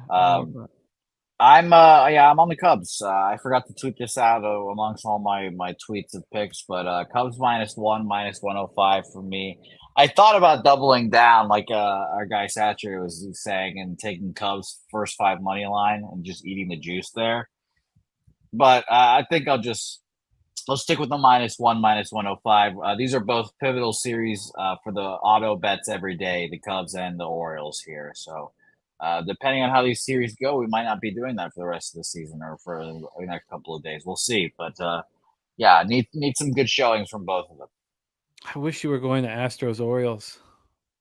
I am. Oh, is that I thought you were going to Rangers. Oh, you're going to both. I'm going to both. Yeah. Oh, okay. Sorry, I missed. Okay, so good. I'm happy you're going to be there. Give us some hope, man. Good God. Yeah. I'm Monday, very Tuesday. So we got 2 games left that we're going to attack. We're all over the Cubs here, for better or for worse. But If the Orioles lose today, are you going to get off the wagon? I will see at the end of this series. We'll see. All 4 games. That's a 4-game. All 4 games, yeah. Also, and we'll then, see. Then they go into Houston. Yeah. I mean, I'll probably bet on. I mean, obviously, I'm going to bet on when I'm there. Yeah, there's no doubt about that. I'll be wearing my Orioles shirt there, being the away fan. Oh, I should have got an Orioles hat when I was at the mall. I meant to do that, but you're not going to go back to the mall for another 4 years, so you're fucked there. Yeah, mistake. All right, let's move on. 9:40 p.m. Eastern. We already heard FAP win, unleashing a load, and this guy has a vat. I mean, this guy's got a vat of lube. I mean, one could only imagine the depths of his loads. Padres, Oakland A's, Oakland Coliseum in Oakland, California. Let's get into the weather here first and foremost. The weather here is 65 Fahrenheit, 8.2 miles per hour to right field, dies down to 7.3 miles per hour. Ballpark Pal has Oakland Coliseum as minus 10% home runs, which is rarity. We usually see it minus 20 plus 2% doubles and triples, minus 3% runs overall. Lugo versus Newcomb. We have Newcomb and the A's sitting at plus 178. They opened up plus 181, so a very slight 3-cent move towards them. And from a total scenario, we have this sitting at 8.5 at a pick'em, which is right where it opened. So we've had no movement here. No movement. Go over to the cash. In this one, we have 60% of tickets on the under. No surprise if this has been the least bet game on the docket, so we don't have any cash information on that total. But we do on the money line, 45% of the tickets, 73% of cash on the A's. Kelly McKinnon says, mail order it straight online. You're right. That's what I should do. I don't know why. Of course. That's a great idea. So Seth Lugo coming off getting lit up, 7-5 loss at the Astros. This is a much easier situation for him, but are the Padres going to mail it in front of 500 fans? Newcomb has looked good. Now we're talking about 12 innings, but hasn't allowed a jack and looked good in the 3-2 loss at the Rangers, only 4 innings, 5 Ks, 2 walks. The Padres are hitting lefties hard, 278, 03 OPS since August 15th, while the A's are actually hitting righties, 232, 711, and both bullpens have been good. The A's bullpen has an ERA of 3.98 since August 15th, and Jose knows all about that because he's making money off of them. Take it away, Jose. Padres, A's.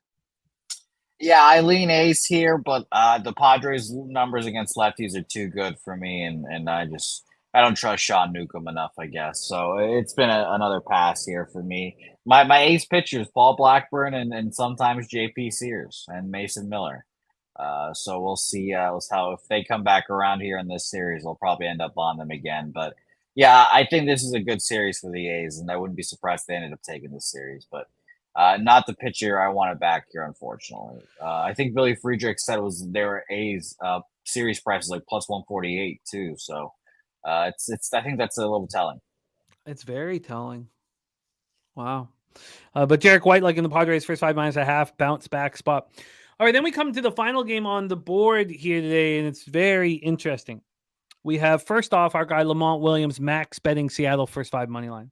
Then we have Bobano on the over 7.5, while Justin McElvey stacks play of the day is over 8 at even money.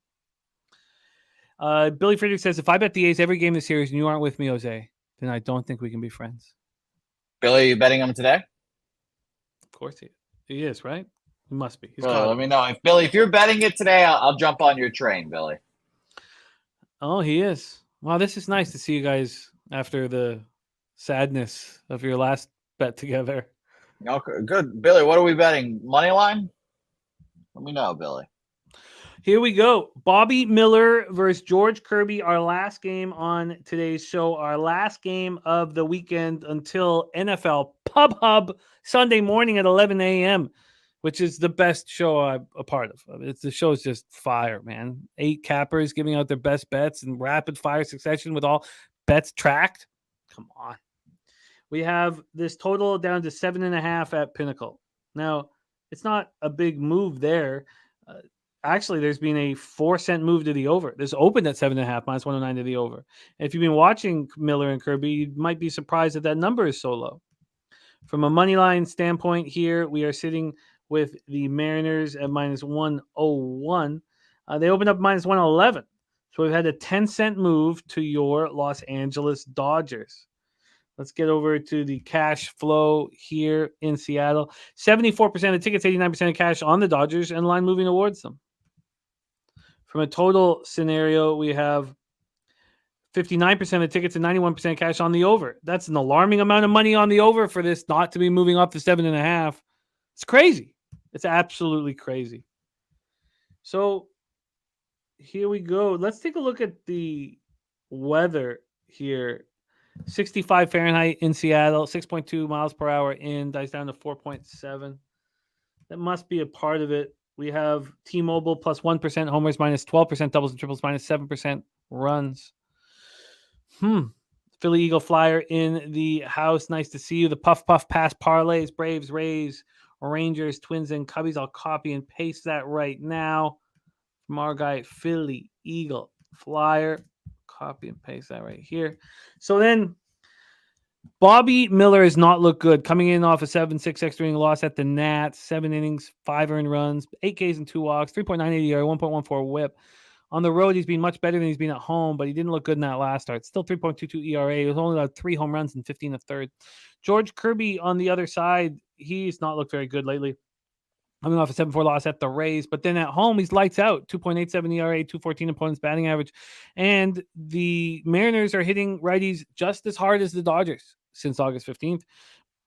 But the Dodgers have a bullpen advantage. Take it away for us here, Jose. Dodgers, Mariners, our final game on the card. Yeah, so if you watch and follow baseball closely, you will have. I'm surprised you don't have any thoughts on this. Seeing that our guy George Kirby got himself in some hot water after his last start. He went out there, he threw 90 pitches, then came out for that next inning. He got touched up, gave up a home run or two, I think it was. And then after the game, he said to the media he didn't feel like he should have came out for that next inning. He said he was at 90 pitches and that he thought he was done, et cetera, et cetera. And then the next day, obviously, he apologized and he's like, "Yeah, just stupid comment, et cetera, et cetera." Especially because like a bunch of like old timey pitchers just destroyed him.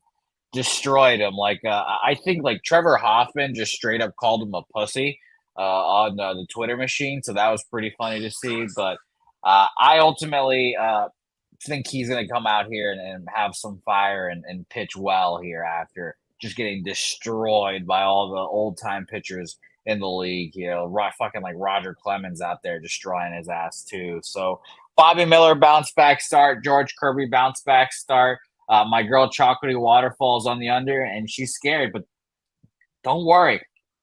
I'm here now. This is one of those, I'm going to put my nuts on the table and take a first 5 under in this game. Under 4.5 minus 125 here for me. It's juiced. I have not bet a total, and it feels like a little bit now. But I just think that both these pitchers have a lot of motivation to go out there and pitch well. And George Kirby will show that he's not the pussy that everyone's calling him. I think Bobby Miller balances back. This is going to be a playoff atmosphere because these are two very good teams as well. So first 5 under here. It makes sense. You know, when you got a 7.5, don't you think you'd get a 4? Does it surprise you that you're being offered the juiced 4.5? Yeah, well, I mean, it's the fact that I'm getting it is a little surprising, but it is juiced. So, if it was like fucking minus 110, I'd be more concerned, but hey, I'm paying for it. I would be more interested if it was a 4. The 4.5 is fishy on a 7.5. I mean, how often do we see that? How often do you see 7.5s and 4.5s? Surprisingly a lot, honestly, and I feel like this year is one of those when betting these totals, I feel like every time I bet a first 5 under 4.5 on this 7.5, so I feel like we've talked about this, Jim. It'll go over the 4.5 and stay under the 7.5. It feels like it happens all too often. But this is one of those believe in the pitcher scenarios. By the way, on Bovada, you can get the under 4. It lets you, fuck around with the totals and stuff, but under 4 plus 105 here. Wow. Okay, I'm gonna stay off of it. There's just something not right about that. Especially when the bullpens have been so good. Um, Lucky Lefty has 4 even money. huh. And Coyne's mentioning that 91% of the money on the over. Yeah. I thought it was going to be a slam dunk under spot, and I was shocked to see how that money on the over here. And the fact that it's not really moving from 7.5, 8 is it makes me feel better. So, All right, I'm gonna have to stay off that spot, but I will cheer you on here. Cheer you on. Let's review all action on today's show. First off, Bobano's on the over 52.5 in Toronto, Montreal. If this gets up to 54, I'm going to try to get underneath it. I'll be watching it closely. Roughriders, first half full game for me. They just got embarrassed, and they'll be sharp here against the Edmonton team they know is good now. Bobano's on the Roughriders money line, the over 45.5. Bobano's on the over 47.5 in Bombers, Ticats. I want to get involved in that. And I'm going to go Lions first half and full game with Ottawa coming to town. Then I'm going to move on Maryland first half. It's expensive, -8 or 8.5, but I think that Tua bounces back here. And I think with Musket back, looking over his shoulder to Calandria, knowing that the freshman brought a ton of excitement to this offense and their first road game, I think they get hurt. Army, UTSA, I'm off. Bobano is on the Aggies plus 9.5, just like CMAC. I'll spend a little more time on that one. And then I'm on the Bulls. That's it for me in college football. Buffalo Bulls, it's down to 3. We got it 3.5. 3.5 with no juice or regular vig. Then in MLB today, I'm on the Yankees Pirates first 5 under 4. I just like to see what that is very quickly here. I know I could just do this at the end of the show, but I would like to see it's -121. It'd be about 2 cents. A coin liking Air Force under 46 in that one. Then Bobano is on the Marlins and the over at 9. I'm very interested to see what happens with the day off after the clinching, if that changes things at all. I'm on the Marlins as well, by the way, plus 140. First 5. First 5, okay. We're on the Orioles, man. -1, plus 165. Tweet. Ride or die. It's funny, like I said, it depends on this series will depend on if I keep betting them, but I am going to bet them on Tuesday when I'm at Orioles Astros. So I'm nervous, and this is all going to come down to the Jays and the Rays, and the Jays playing them hard, which I don't know if we can guarantee here. Yeah, a bunch of pussies. Sadly. Yeah, it reminds me of the days that Shea Hillenbrand walked into that clubhouse and wrote, "This is a sinking ship," on the chalkboard, and nobody fought him. Nobody did anything. Greg Zahn had his coffee, looked at it. Greg Zahn even said, "This guy's got the roids in him," and he's still like, he didn't fight him. Why? You don't let somebody do that and not fight him. We have a rich history of not having heart and fight. Got to go back to the 80s Jays. That started the change, and then we bring in superstars and whatever. Rich kids. Well, yeah, being led by 2 kids who, grew up filthy rich is not helpful. Jose's on the Red Sox at plus 112. Ron Crawford spreadsheet play today's Toronto Blue Jays. There is our guy, Luke Murphy, says, Jose not on UTSA. Esteemed author Luke Murphy, whose new book is coming out any minute, which will all help support. Yeah, Luke, you should come on the show and plug your book. We'd love that, Luke, if you want to do that. We'd love that. Talk about some of your other books. I'd absolutely love that. A big booty Latina play today over 7.5. Reds, Mets, Bobano on the Reds. What did you think about that spot with Hunter Green versus David Peterson at home?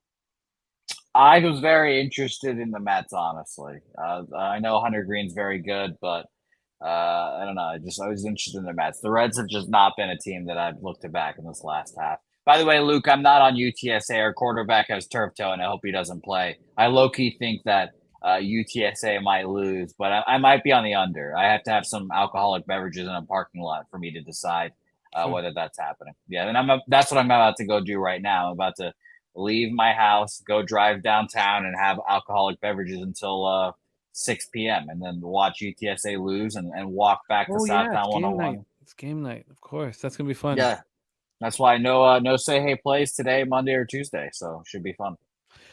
Gifted cartel play today. Rangers -1.5. Bobano on the over 7.5, and Rangers Guardians. I'm off that spot. Bobano's on the Twins team total over 4.5, and TJ's on the -1. Bobano's on the over 10 in Royals Astros. I may move on Royals first 3.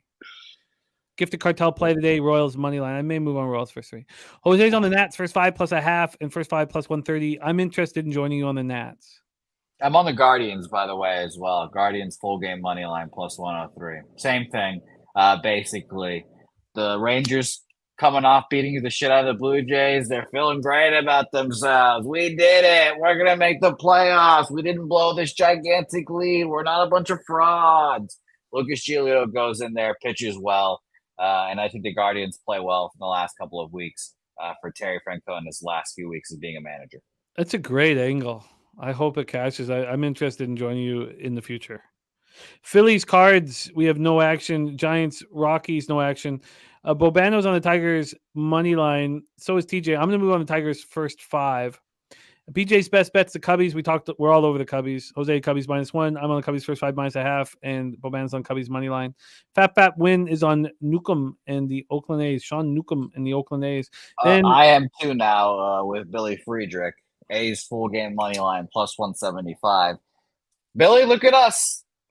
Well, let's not fuck this up today, Oakland. Look at us, Billy. Do not fuck this up. Do not fuck this up. There you go. That is our show for today and for this week.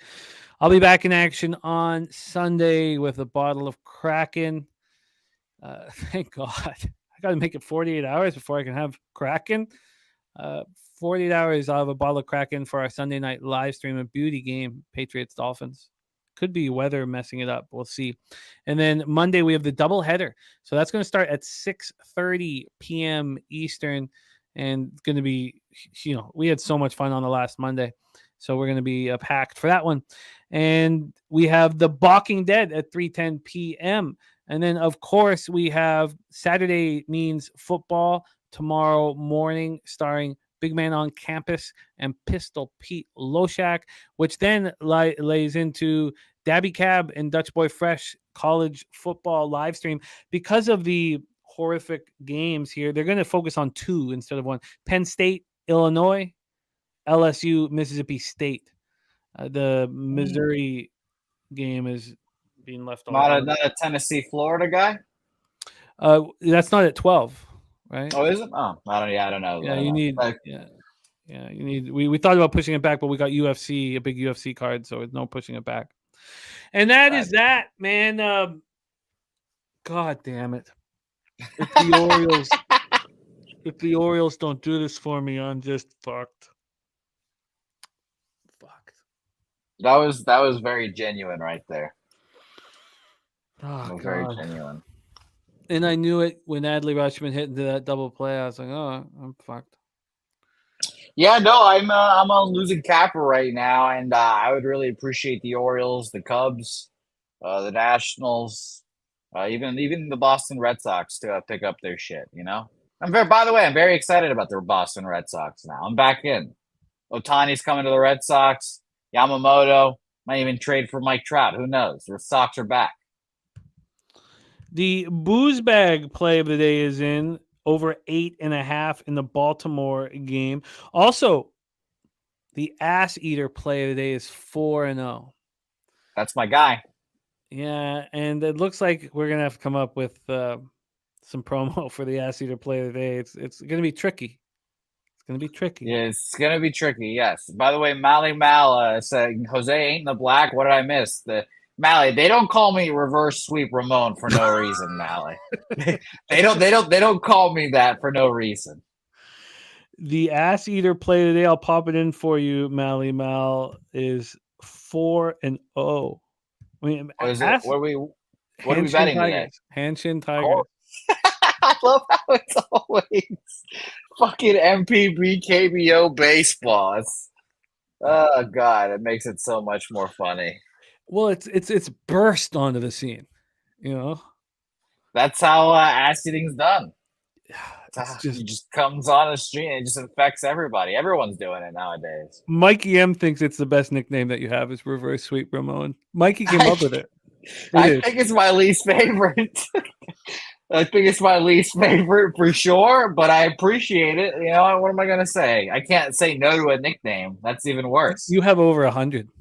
Let's get a list going. Let's get a list and just have all. We need them all on one. It's going to be hard to remember them all. That's going to be a shirt in and of it. It's going to be like the Browns quarterback shirt, but it's just going to be a list of just a fuckload of nicknames. Yeah, no, I think Mike's right. The Reverse Sweep Ramon is the best.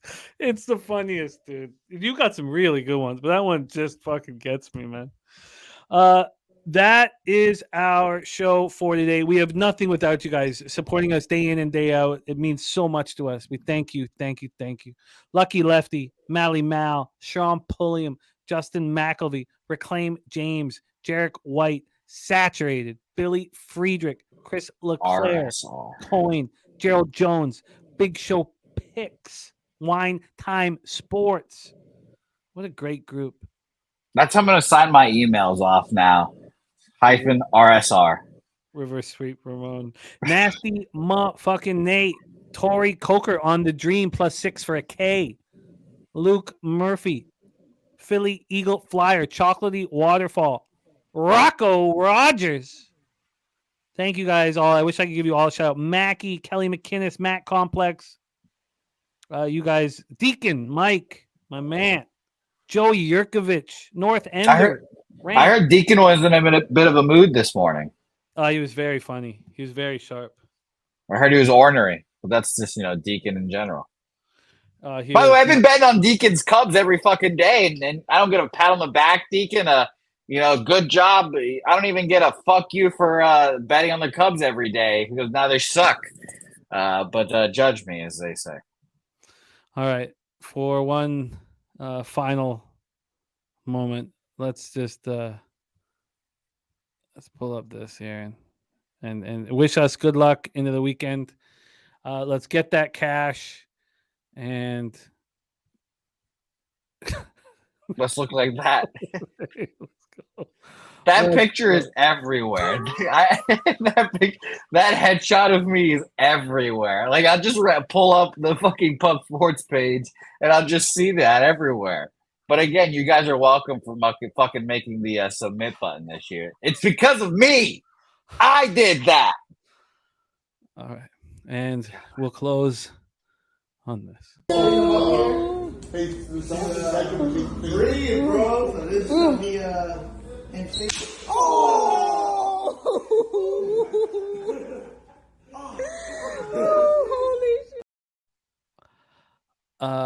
let me get this over here. Watch it. Hey, Los bookmakers. Roll that shit, like that shit, smoke it.